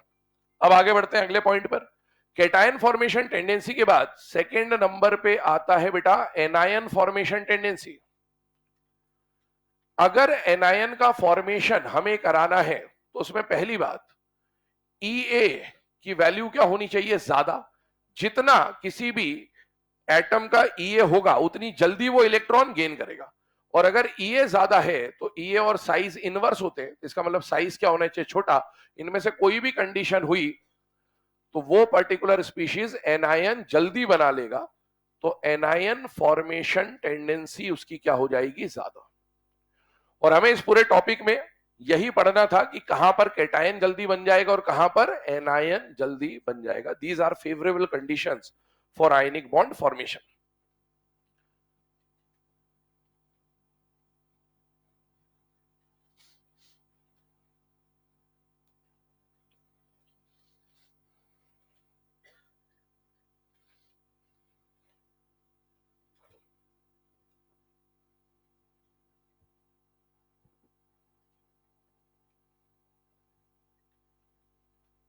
चलिए ना, अब ये जो अभी हमने लिखा है कैटायन और एनायन का फास्ट फॉर्मेशन, इसके बारे में कुछ और बातें डिस्कस कर रहा हूं, ध्यान सुनना। इसमें एग्जाम में क्वेश्चन आ सकता है कि favourable condition for ionic bond formation क्या है, और वो क्वेश्चन के दो अलग अलग टाइप ऑफ ऑप्शन बन सकते हैं। पहला तो आईई और ईए के टर्म्स में पूछ सकता है, और दूसरा साइज के टर्म्स में पूछ सकता है। क्वेश्चन बोल रहा हूं, लिखिएगा, द नेसेसरी कंडीशन फॉर, या नेसेसरी या फेवरेबल कुछ भी लिख लो, the favourable condition for ionic bond formation, the favorable condition for ionic bond formation will be, the favorable condition for ionic bond formation will be, पहला option लिखे लो IE लो ईए, लो IE comma लो ईए। दूसरा option लिखे लो IE comma high ईए। लो Ie comma high Ea। तीसरा option लिखें high Ie comma high Ea, high Ie comma high Ea। चौथा high Ie comma low Ea। Correct answer will be second option, है ना। Ie कम होनी चाहिए ताकि जल्दी कैटायन बन जाए और ये ज्यादा होना चाहिए ताकि जल्दी एनायन बन जाए, तो करेक्ट आंसर विल बी 2। अब क्वेश्चन यही रखें और बेटा क्वेश्चन को अब Ie और Ea के टर्म्स में ना देकर अगर आपको साइज के टर्म्स में दे दिया जाए तो ऑप्शन बोल रहा हूं, क्वेश्चन तो वही है, ऑप्शन लिखिएगा। पहला option small cation comma small anion, small cation comma small anion, question वही है, ऑप्शंस बस लिख लीजिए, small cation comma small anion. दूसरा option large cation comma large anion, large cation comma large anion. तीसरा लिखिए small cation comma large anion, small cation comma large anion. और आखिरी आ जाएगा large cation comma small anion. Correct answer fourth, यही answer है। तो भाई अगर आपको आयनिक बॉन्ड जल्दी बनाना है तो उसकी फेवरेबल कंडीशन आपके सामने लिखी हुई है, और फेवरेबल कंडीशन में आप देखेंगे तो यहां पर लार्ज साइज ऑफ कैटायन होना चाहिए और स्मॉल साइज ऑफ एनायन होना चाहिए। तो ये ओवरऑल कंडीशंस है। अब देखिए यहां पर हमने चर्चा करी fast formation of ionic bond के बारे में, आयनिक बॉन्ड बनाने के लिए फेवरेबल कंडीशंस क्या होती है। आगे बढ़ते हैं, ध्यान सुनना।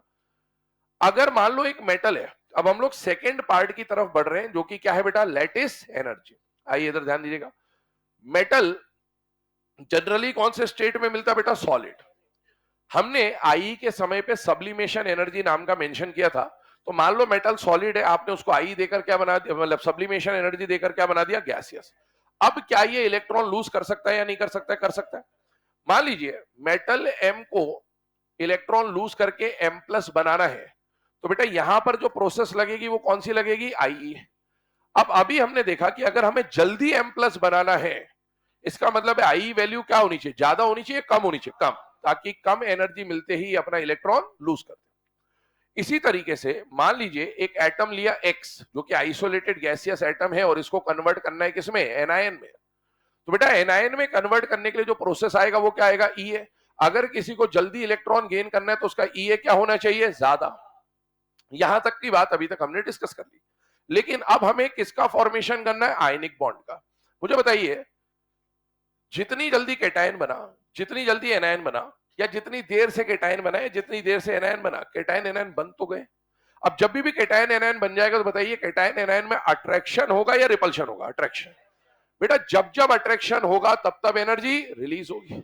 तो जब इन दोनों में ये आमने सामने आएंगे, जब भी इनका फॉर्मेशन हो जाएगा, उस फॉर्मेशन के बाद कुछ एनर्जी रिलीज होगी। और एनर्जी रिलीज होगी तो रिलीज्ड एनर्जी मतलब एक्सोथर्मिक प्रोसेस है। एक्सोथर्मिक को हम किससे दिखा रहे हैं, माइनस से। ये माइनस साइन किसको इंडिकेट कर रहा है बेटा, रिलीज्ड एनर्जी को।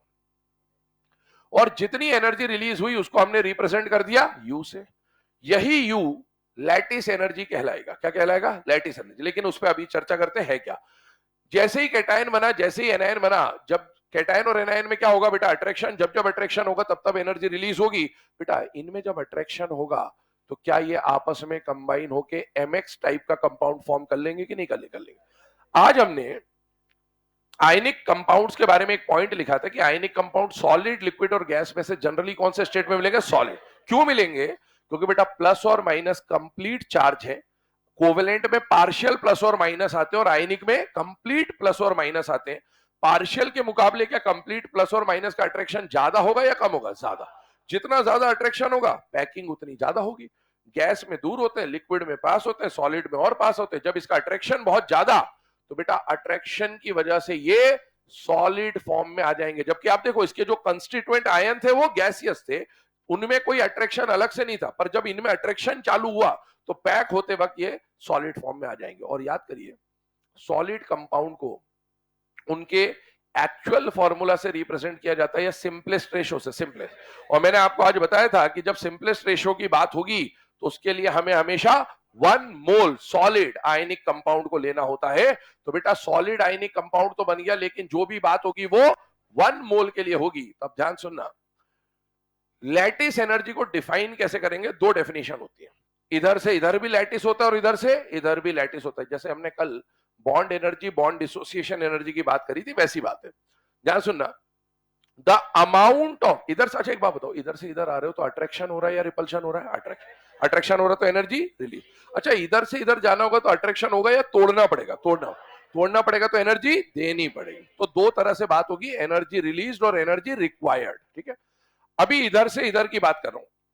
The amount of energy released when 1 mole solid ionic compound is formed from their constituent gaseous ions।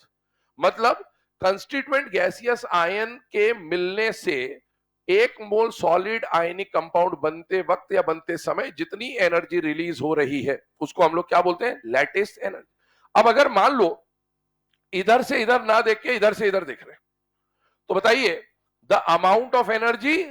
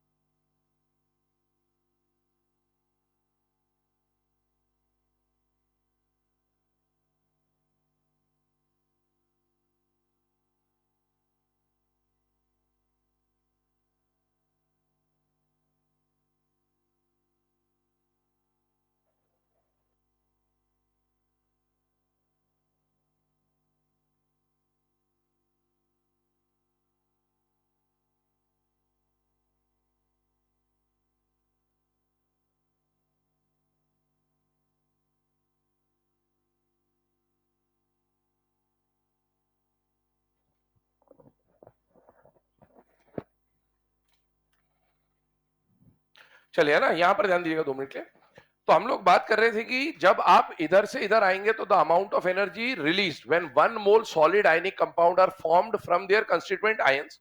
जब आप इधर से इधर जाएंगे तो आपको इस अट्रैक्शन को क्या करना पड़ेगा? तोड़ना पड़ेगा।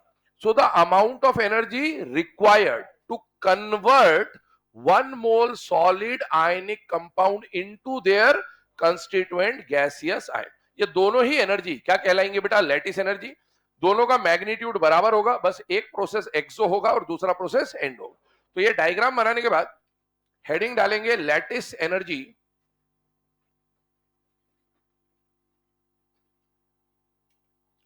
सिंबल इसका यू से हम लोग रिप्रेजेंट कर देंगे।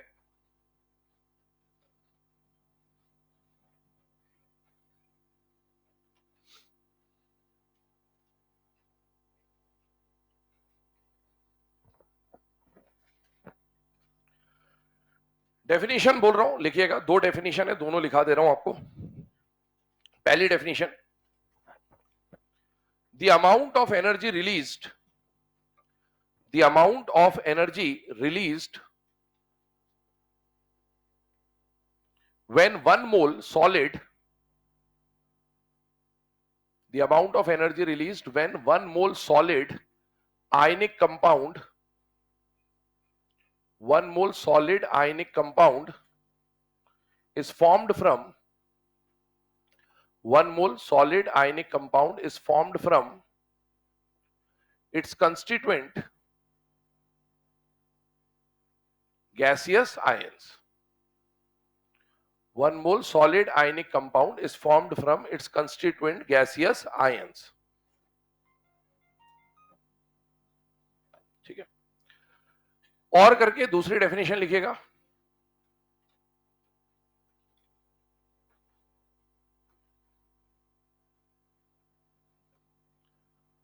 The amount of energy required, the amount of energy required when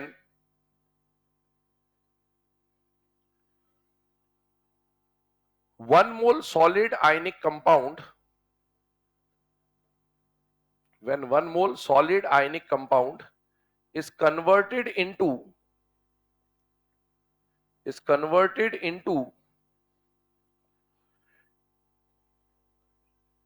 its constituent gaseous ion, is converted into its constituent gaseous ion.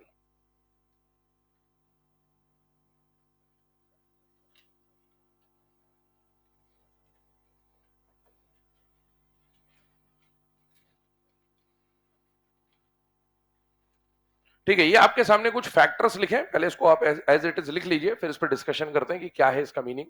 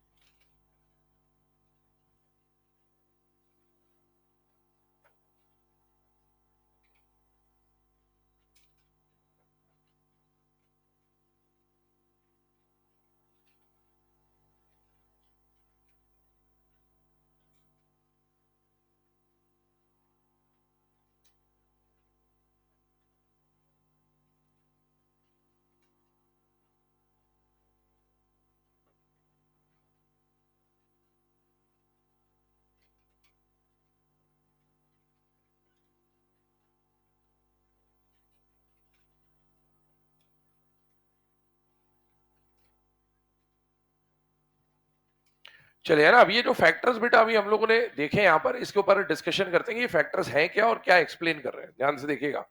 सबसे पहले आयनिक बॉन्ड में हम लोगों को आगे जो पॉइंट्स पढ़ने हैं उसके बारे में यहाँ चर्चा करें तो एक टॉपिक आ रहा है बेटा अभी लैटिस एनर्जी, इसके बाद एक टॉपिक आएगा हाइड्रेशन एनर्जी, इन दोनों के कॉम्बिनेशन से एक टॉपिक डिसाइड होगा जिसका नाम होगा सॉल्युबिलिटी, और उसके बाद हमें एक टॉपिक पढ़ना होता है पोलराइजेशन, है ना। आयनिक बॉन्ड में ये सब चीजें हमें पढ़नी होती है, जिसमें से अभी हम किसके बारे में बात कर रहे हैं, लैटिस एनर्जी। जो काम लैटिस एनर्जी के लिए जो फैक्टर्स या जो क्वेश्चन अभी हम लोग सॉल्व करेंगे, हूबहू कहानी किसमें चलेगी, हाइड्रेशन एनर्जी में भी।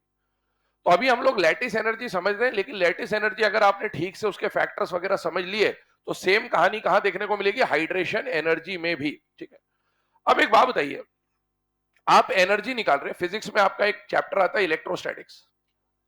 क्या इलेक्ट्रोस्टैटिक में आप चार्ज स्पीशीज के बारे में बात करते हैं या नहीं करते हैं, बेटा करते हैं। और वहां पर इलेक्ट्रोस्टैटिक्स में जब आप चार्ज स्पीशीज के बारे में बात करते हैं तो वहां पर आप एनर्जी और फोर्स के फॉर्मूले भी पढ़ते हैं, ठीक है ना। मुझे बताइए, दो चार्ज ऑब्जेक्ट, मतलब इसका Q1 Q2 है और इसका डिस्टेंस मान लो R है, और इसका एनर्जी का फॉर्मूला आपसे पूछा जाता है, तो एनर्जी डायरेक्टली प्रोपोर्शनल टू क्या बोलते हो, Q1 into Q2 upon R बे R स्क्वायर, नहीं फोर्स थोड़ी पूछ रहे हैं, एनर्जी पूछ रहे हैं, ये होता है Q1 into Q2 upon R, ये फॉर्मूला होता है एनर्जी का। मुझे बताइए, ये एनर्जी का जो फॉर्मूला है, क्या ये दो चार्ज स्पीशीज के बीच की एनर्जी का फॉर्मूला है या नहीं है, बेटा है। और अभी जो आप टॉपिक पढ़ रहे हो वो कौन सा है बेटा, आयनिक बॉन्ड। क्या आयनिक बॉन्ड में भी जब आप कोई सी भी एनर्जी निकाल रहे हो, लैटिस या हाइड्रेशन, है तो ये एनर्जी ही, और किसके बीच की एनर्जी निकल रही, दो चार्ज ऑब्जेक्ट के बीच में एनर्जी निकाल रहे हो। बेटा दो चार्ज स्पीशीज के बीच में चाहे आप वो एनर्जी निकालो, चाहे ये एनर्जी निकालो, चाहे ये एनर्जी निकालो, फॉर्मूला तो वही रहेगा। इसका मतलब ये हुआ कि बेटा एनर्जी, चाहे मैं लैटिस एनर्जी की बात करूं, चाहे हाइड्रेशन की बात करूं, चाहे आप फिजिक्स में इस फॉर्मूले की बात करें, दो चार्ज ऑब्जेक्ट के बीच में जो एनर्जी का फॉर्मूला है वो क्या हो जाएगा बेटा, product of charges upon distance. ये फैक्टर है आपका। कोई भी एनर्जी आप निकाल रहे हैं तो energy will be directly proportional to the product of charges and energy will be inversely proportional to radius, यही हमने लिखा हुआ है।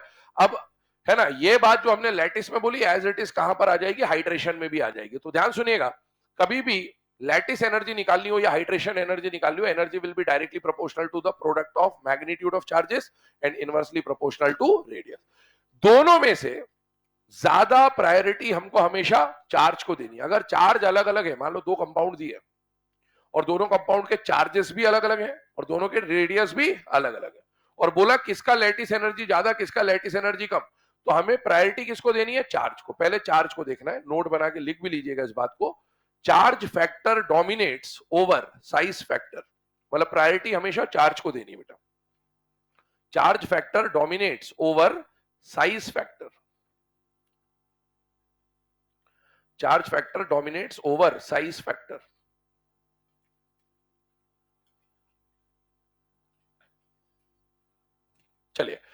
इसके बाद यहां पर बात करते हैं अगले पॉइंट की तरफ। इसके कुछ एग्जांपल्स हम लोगों को डिस्कस करने हैं, तो आइए उन एग्जांपल्स के ऊपर बात करते हैं। पहला एग्जांपल, मान लीजिए आपको दिया जाता है NaF, मान लीजिए आपको दिया जाता है MgF2, और मान लीजिए आपको दिया जाता है AlF3,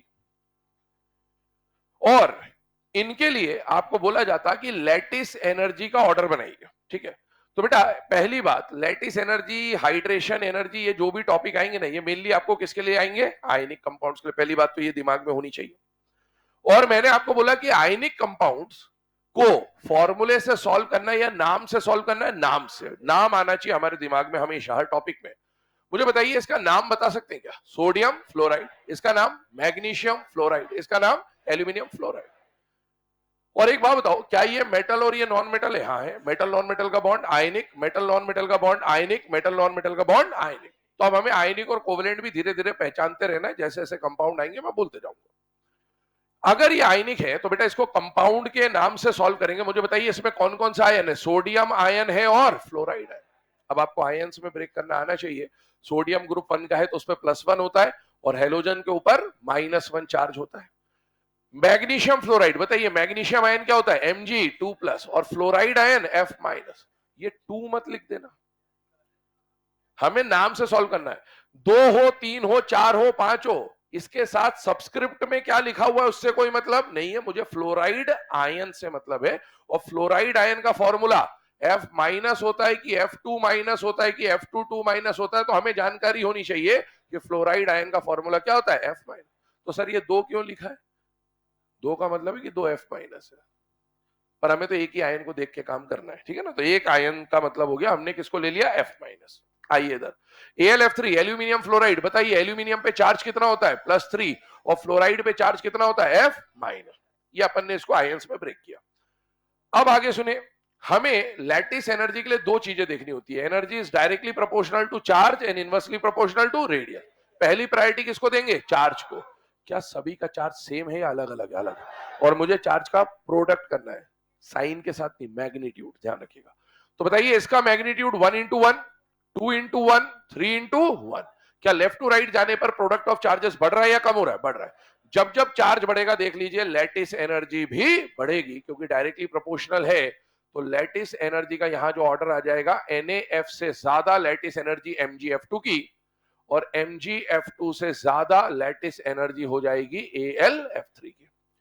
मेरी बात सुनिएगा ध्यान से। अभी ये जो हमने ऑर्डर बनाया, इसमें तो हमने सीधे सीधे फॉर्मूले से सॉल्व कर लिया। अब इसको कॉन्सेप्चुअली भी एक बार इमेजिन कर लीजिए। मैंने आपको यहां पर बोला था लैटिस एनर्जी की 2 डेफिनेशन होती है। इधर से इधर आ रहे हैं तो अमाउंट ऑफ एनर्जी रिलीज्ड, और इधर से इधर जा रहे हैं तो अमाउंट ऑफ एनर्जी रिक्वायर्ड। ध्यान से देखना, प्लस और माइनस में अट्रैक्शन होगा या रिपल्शन होगा? अट्रैक्शन। प्लस और माइनस में अट्रैक्शन, प्लस और माइनस में अट्रैक्शन। तो है तो अट्रैक्शन 3 हो जाएगा। जब जब अट्रैक्शन होगा एनर्जी रिलीज होगी, और जितना ज्यादा अट्रैक्शन होगा, क्योंकि प्रोडक्ट मैग्नीट्यूड ज्यादा है तो अट्रैक्शन भी ज्यादा होगा। F is directly proportional to Q1 Q2। जितना ज्यादा अट्रैक्शन होगा उतनी ज्यादा एनर्जी रिलीज होगी। मतलब इन तीनों में एनर्जी रिलीज हो रही, लेकिन क्या सबसे ज्यादा एनर्जी यहां रिलीज होगी? यस। और वही अट्रैक्शन की वजह से रिलीज होने वाली एनर्जी को ही तो हम लोग क्या बोलते हैं? Lattice energy. इसका मतलब है उसका लैटिस एनर्जी क्या हो जाएगा बेटा? सबसे ज्यादा। सेकंड नंबर पे मान लीजिए एक और एग्जांपल हम लोग कंसिडर कर रहे हैं। मान लीजिए आपको दिया गया बेटा NaCl, Na2S और Na3P, और आपको बोला गया इसके लिए लैटिस एनर्जी का ऑर्डर बनाना है। अब लैटिस एनर्जी का ऑर्डर बनाने के लिए सबसे पहले आपको कंपाउंड को, है ना, आयनिक कंपाउंड जब भी आए तो नाम से सॉल्व करेंगे। बताइए इसका नाम बताइए क्या होगा? सोडियम क्लोराइड, इसका नाम सोडियम सल्फाइड, इसका नाम सोडियम फॉस्फाइड। इसका मतलब इसमें 2 आयन है, एक तो सोडियम आयन है और एक क्लोराइड आयन है। तोड़ लिया हमने। अगले पे आइए सोडियम सल्फाइड। सोडियम पे कितना चार्ज होता है? +1। सल्फाइड पे -2। अब जिनको सल्फाइड के बारे में जानकारी है ठीक है, जिनको नहीं है ध्यान सुन ले। चार्ज अगर नहीं आ रहा तो बेटा क्या ये ऑक्सीजन फैमिली का मेंबर है? ओल्ड स्टाइल से टीपो। ऑक्साइड आयन क्या होता है? O पे 2-, तो उसी ग्रुप का है, तो S पे कितना चार्ज आएगा? 2-। इधर देखिए इस कंपाउंड को बोलेंगे सोडियम फॉस्फाइड। क्या ये नाइट्रोजन फैमिली का मेंबर है बेटा? हाँ। तो नाइट्राइड आयन जब बनता है तो N पे कितना चार्ज होता है? 3-। तो इस पे भी कितना चार्ज होगा? 3-। तो आप ऐसे भी कर सकते हैं, बट ठीक है, अब इस लेवल पे ये चीजें आनी चाहिए, जहां जहां जरूरत पड़ेगी बता देंगे, और जिसको याद नहीं हो तो इन आयन के नाम लिख लेना आप और धीरे धीरे याद कर लेना, क्लोराइड, सल्फाइड और फॉस्फाइड। आइए लैटिस एनर्जी की बात करें तो बेटा एनर्जी के लिए पहले चार्ज को देखना है, हर जगह चार्ज सेम है या अलग अलग है, अलग अलग है। हमें साइन के साथ लेना है या मैग्नीट्यूड लेना है, मैग्नीट्यूड। बताइए यहां आ गया 1 into 1, यहां आ गया 1 into 2, यहां आ गया 1 into 3, क्या लेफ्ट टू राइट जाने पर प्रोडक्ट ऑफ चार्ज बढ़ रहा है बेटा? यस। इसका मतलब है लैटिस एनर्जी भी बढ़ जाएगी, because lattice energy is directly proportional to charge.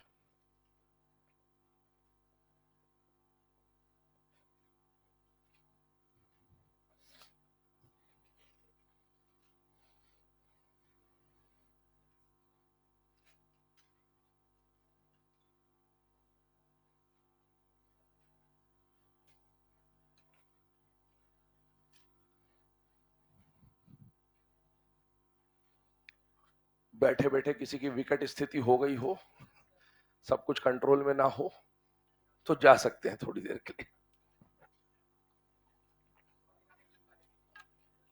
अभी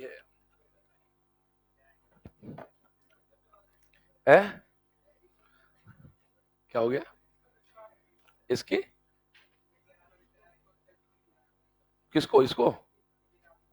अच्छा, तो बुला लिया, ये गनीमत है। दोस्ती के नाम पे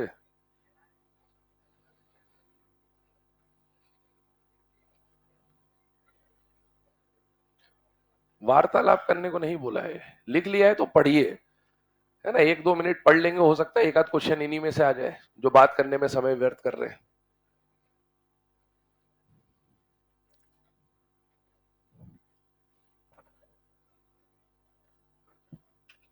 बातें क्या लगातार नहीं करनी चाहिए, थोड़ी सी कर ली फिर चुप हो गए।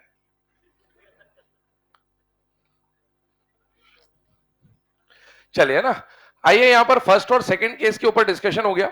अब इसी तरह के दूसरे और केसेस पे बात करते हैं कि क्या क्या क्वेश्चन आपके सामने पूछे जा सकते हैं। मान लीजिए आपको एग्जाम में क्वेश्चन दिया जाता कि भाई NaF, NaCl, NaBr और NaI, और बोला जाता बेटा इनका लैटिस एनर्जी कंपेयर करना है।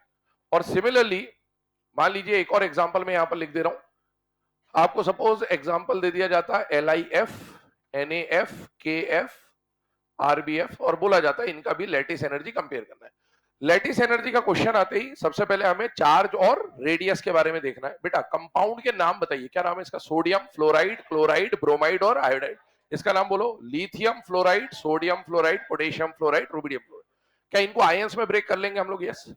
बताइए इसके ऊपर चार्ज कितना आएगा? +1, -1। अब अलग से नहीं लिख रहा हूं, उसी पे चार्ज लिख दे रहा हूं। इस पे चार्ज कितना आएगा? +1, -1, +1, -1 और +1, -1। सेकंड वाले को देखो, +1, -1, +1, -1, +1, -1 एंड +1, -1। पहली प्रायोरिटी हम लोग किसको देते हैं? चार्ज को। लेकिन चार्ज जब आप देखोगे तो क्या सभी के चार्ज अलग अलग है या सेम है? सेम है। यहां पर भी चार्ज सेम है। चार्ज अगर अलग होता तो चार्ज से सॉल्व कर देता, लेकिन चार्ज सेम हो गया तो सेकंड नंबर पे क्या देखना है? साइज या रेडियस। अब मुझे बताइए, अगर हम इनके बारे में बात करें, और अगर हम इनके बारे में बात करें तो पहली कंडीशन कि यहां पर चार्ज क्या है? सेम। और चार्ज सेम हो गया तो साइज देखना है। रेडियस लेफ्ट टू राइट जाने पर बढ़ रहा है या कम हो रहा है? बढ़ रहा है। क्यों बढ़ रहा है भाई? सोडियम तो हर जगह कॉमन है, तो सोडियम को देखने से तो कुछ भी नहीं होगा। केटायन कॉमन है। एनायन देखिए, फ्लोराइड, क्लोराइड, ब्रोमाइड, आयोडाइड, क्या ये डाउन द ग्रुप के एलिमेंट है बेटा? यस। तो रेडियस बढ़ रहा है। अच्छा मुझे बताइए, अगर साइज बढ़ता है तो लैटिस एनर्जी और रेडियस डायरेक्ट है या इनवर्स है? इनवर्स। इसका मतलब है रेडियस अगर बढ़ रहा है तो एनर्जी कम हो जाएगी। तो सबसे ज्यादा NaF, फिर उससे कम NaCl, फिर उससे कम NaBr, और सबसे कम हो जाएगा NaI। अगले वाले क्वेश्चन को देखें, सेम टाइप है बिल्कुल। यहां पर भी आप देखें तो सबसे पहले चार्ज क्या हो गया बेटा? सेम। चार्ज अगर सेम हो जाता तो रेडियस देखना है। रेडियस किसका देखोगे? फ्लोराइड तो बेटा कॉमन है सब जगह, एनायन कॉमन है, तो केटायन अलग है। केटायन का साइज देखें, लिथियम, सोडियम, पोटेशियम, रुबिडियम, क्या डाउन द ग्रुप साइज बढ़ता है या कम होता है? बढ़ता है। तो इसका मतलब है यहां पर डाउन द ग्रुप जाने पर रेडियस या साइज बढ़ जाएगा। और साइज या एनर्जी कैसे होते हैं बेटा? डायरेक्टली या इनवर्स? इनवर्स। तो बेटा जिसका साइज छोटा उसकी लैटिस एनर्जी ज्यादा, और जिसका साइज ज्यादा उसकी लैटिस एनर्जी कम हो जाएगी। मतलब ऑर्डर कुछ इस तरह से बन के आ जाएगा।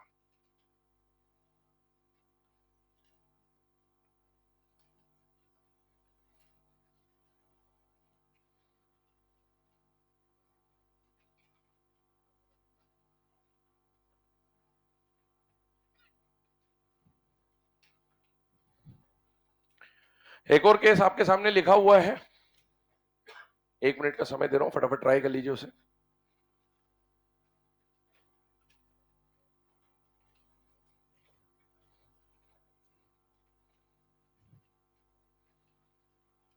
बाई चांस इस टाइप का क्वेश्चन आ जाए तो अपन क्या अप्रोच लगा रहे होंगे एग्जाम में, सोच लीजिए एक बार।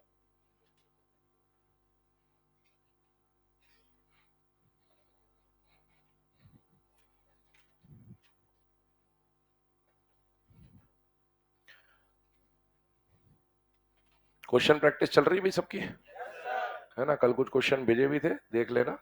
और एनसीईआरटी की आप चाहे तो एक बार फुल अब रीडिंग लगा सकते हैं, है ना? कुछ कुछ मतलब मैक्सिमम पॉइंट तो कवर हो ही गए, कुछ एक पॉइंट होंगे जो ऑटोमेटिकली धीरे धीरे बॉन्डिंग वॉन्डिंग में आ जाएंगे, बट आप पढ़ लीजिएगा, जो समझ नहीं आए पूछ लीजिएगा, तो मैं खुद ही बता दूंगा कि ये आगे आएगा ये इस तरह से। मॉड्यूल ईएलपी जो भी है पीरियोडिक टेबल की कंप्लीट कर लेना, है ना?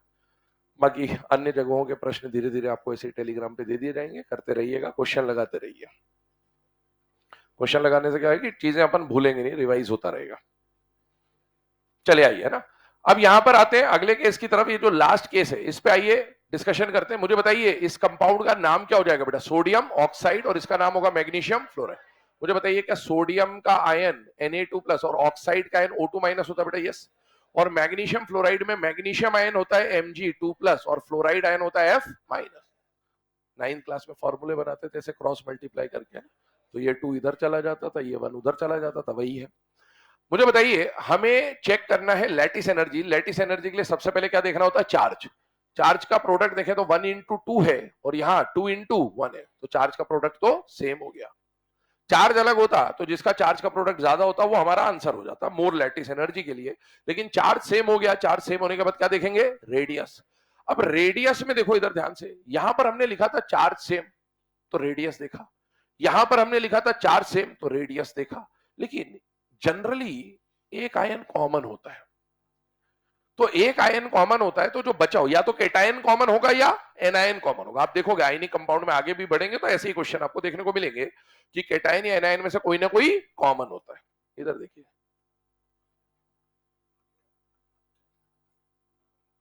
ये पैटर्न होता है इन क्वेश्चंस का, है ना? जनरली केटायन या एनायन क्या होता है? कॉमन।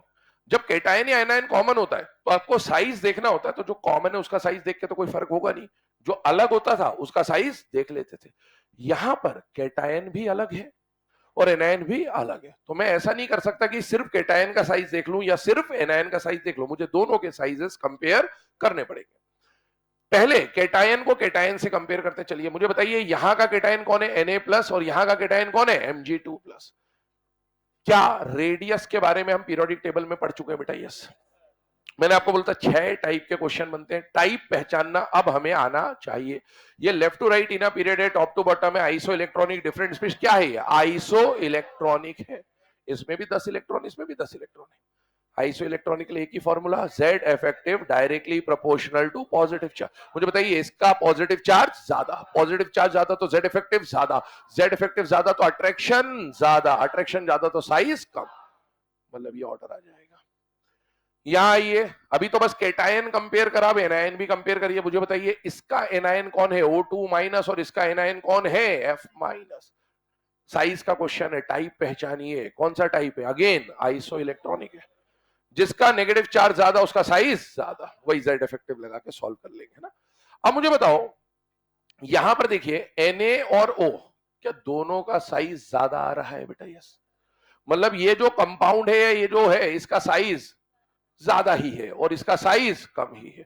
क्या लैटिस एनर्जी और साइज डायरेक्ट होते हैं या इनवर्स होते हैं? इनवर्स। तो बेटा जिसका साइज ज्यादा उसका लैटिस एनर्जी कम, तो इसका मतलब है Na2O की लैटिस एनर्जी कम और MgF2 की लैटिस एनर्जी ज्यादा। तो ये पूरी कंडीशन है। अब अगर किसी के मन में ऐसा आ रहा हो तो सर मान लो चार्ज तो बराबर हो गया, साइज इसका ऐसा और इसका ऐसा, तब क्या करेंगे?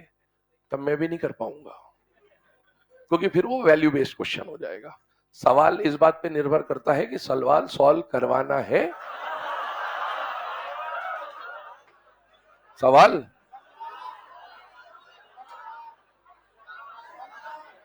सवाल इस बात पे निर्भर करता है कि सवाल सॉल्व कराना है कि नहीं कराना, है ना? क्या? बहुत सुनते हो तुम लोग, कान तुम्हारे कभी कभी बज भी जाते हैं। चलिए, तो अपने को यहां पर ये देखना है कि क्वेश्चन सॉल्व कराना है या नहीं कराना, उसके ऊपर निर्भर करेगा। तो ध्यान रखिएगा, अगर ऐसा केस दे दे कि भैया एक का रेडियस इसका कैटायन का ज्यादा और एक का रेडियस एनायन का ज्यादा, फिर आप उसको सॉल्व नहीं कर पाएंगे, क्योंकि फिर वो वैल्यू बेस्ड हो जाएगा। फटाफट इसको लिखे, आगे बढ़ते हैं। लिख लिया? अगली हेडिंग डालिएगा, बॉर्न हेबर साइकिल। 10 सेकेंड।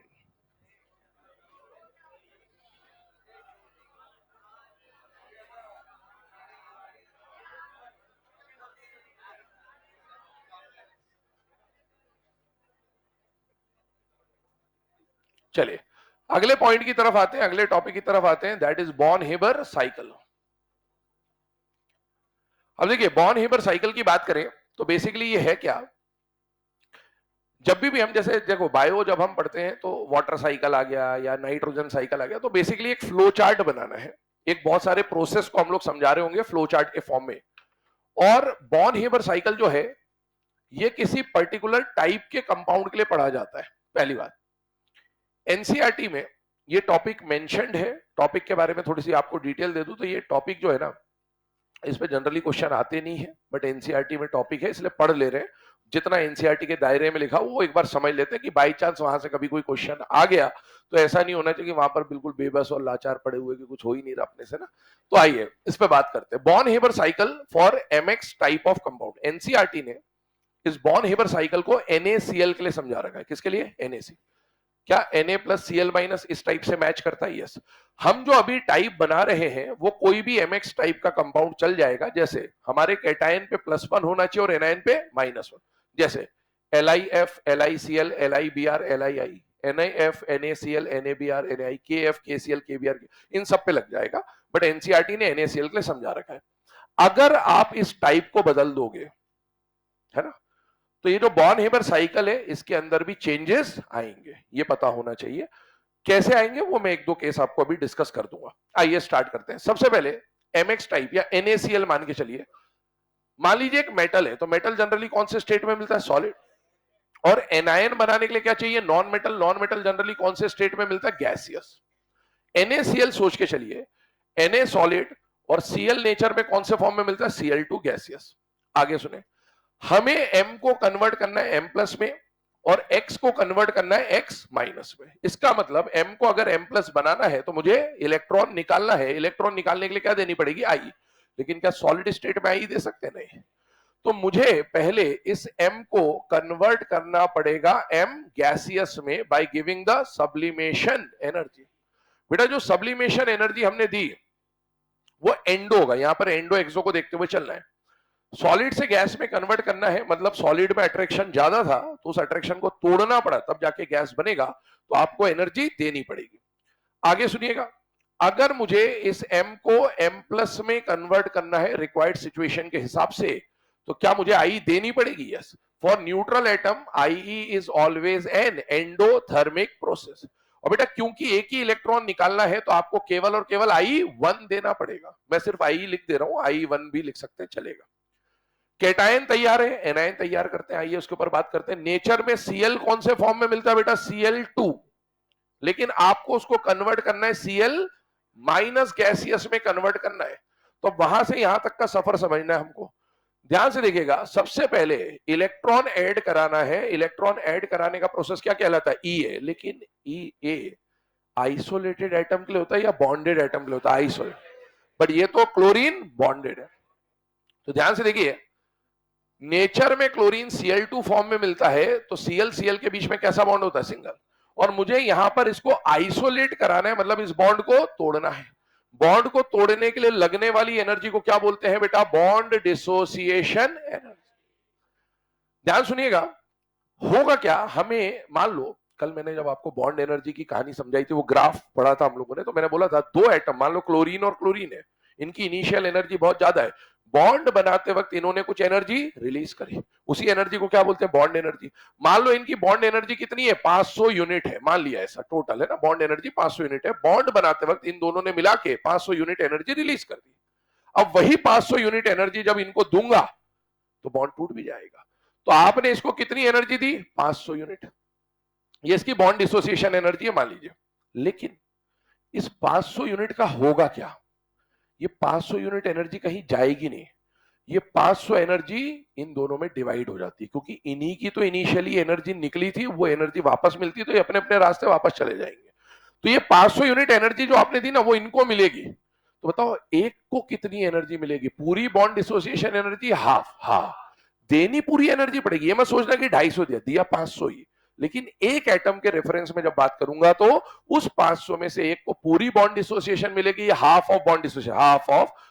यहां पर जब आप इसको तोड़कर एक्स में कन्वर्ट करना चाहते हैं, क्योंकि हमें आगे की प्रोसेस आइसोलेटेड के लिए समझनी है, तो बेटा बॉन्ड को तोड़ने के लिए आपने बॉन्ड डिसोसिएशन एनर्जी दी, इसका मतलब ये साइन प्लस आएगा।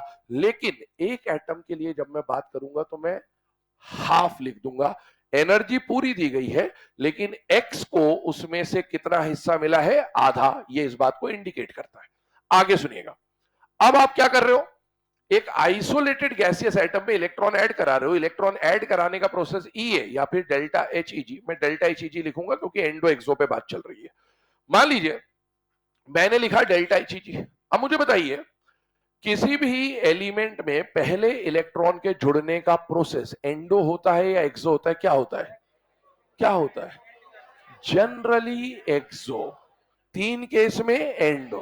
अभी तो 4 ही दिन हुए बेटा, 4 मई तक याद रखना है। बात ध्यान रखिए, यहां से यहां बनने का जो कहानी है, पहला इलेक्ट्रॉन जुड़ने का प्रोसेस जनरली एक्सो, लेकिन ग्रुप 18 ग्रुप 2 नाइट्रोजन में एंडो। अगर मैं इसको ग्रुप 18 ग्रुप 2 या नाइट्रोजन का एनायन बनाऊं तो ये क्या हो जाएगा? एंडो। एंडो का मतलब साइन कैसा होगा? प्लस। साइन पे ध्यान रखना, बाकी सब तो प्लस है पर इसका साइन चेंज होता है। ये प्लस भी हो सकता है। और अगर मैं इसको क्लोरीन मान के चलूं तो क्लोरीन में पहला इलेक्ट्रॉन खुद ब खुद जुड़ना चाहेगा, इसका मतलब है वो प्रोसेस होगा एक्सो। एक्सो होगा तो साइन कैसा आएगा? माइनस। क्या ये साइन हमेशा माइनस होगा? क्या ये प्लस भी हो सकता है? अच्छा, एक और बात मैंने बोला था, अगर मैं टाइप चेंज कर दूं तो बॉर्न हेबर साइकिल के अंदर की कहानी भी चेंज हो जाएगी। मुझे बताओ, अगर मैं इस कंपाउंड को NaCl के बदले Al2O3 मान लू, क्या मान लू? Al2O3। तो मुझे बताइए, Al2O3 बनाने के लिए क्या एल्यूमिनियम पे +3 और ऑक्साइड पे -2 आएगा कि नहीं आएगा? बेटा आएगा। एल्यूमिनियम पे +3 आने का मतलब है एल्यूमिनियम को पहले आपने सॉलिड से गैस तो बनाया होगा, पर यहां पर Al पे +3 आएगा। और Al +3 का मतलब कितनी आई देनी पड़ेगी? I1 + I2 + I3। मतलब ये वैल्यू चेंज हो जाएगी। आगे सुनिए, ऑक्सीजन बना रहे हो, ये मोनो नेगेटिव है या पॉली नेगेटिव? पॉली नेगेटिव का फॉर्मेशन तो ऑलवेज एंडोथर्मिक होता है, मतलब ये साइन क्या हो जाएगा? प्लस। तो ये साइन चेंज हो सकता है इसका साइन, बाकी तो ठीक है। अब सुनिए, कैटायन बन गया, एनायन बन गया, दोनों आमने सामने आएंगे तो क्या दोनों में अट्रैक्शन होगा कि नहीं होगा? होगा। आज ही हमने लैटिस एनर्जी की बात करी थी। जब भी कंस्टिट्यूएंट गैसियस आयन मिलकर 1 मोल सॉलिड आयनिक कंपाउंड का फॉर्मेशन करते हैं तो इस प्रोसेस में रिलीज होने वाली एनर्जी को क्या बोला जाता है? Lattice energy. तो अभी एक काम करें, यहां तक जो लिखा है इसको लिख लें, इसके आगे की चर्चा फिर कल करेंगे ना।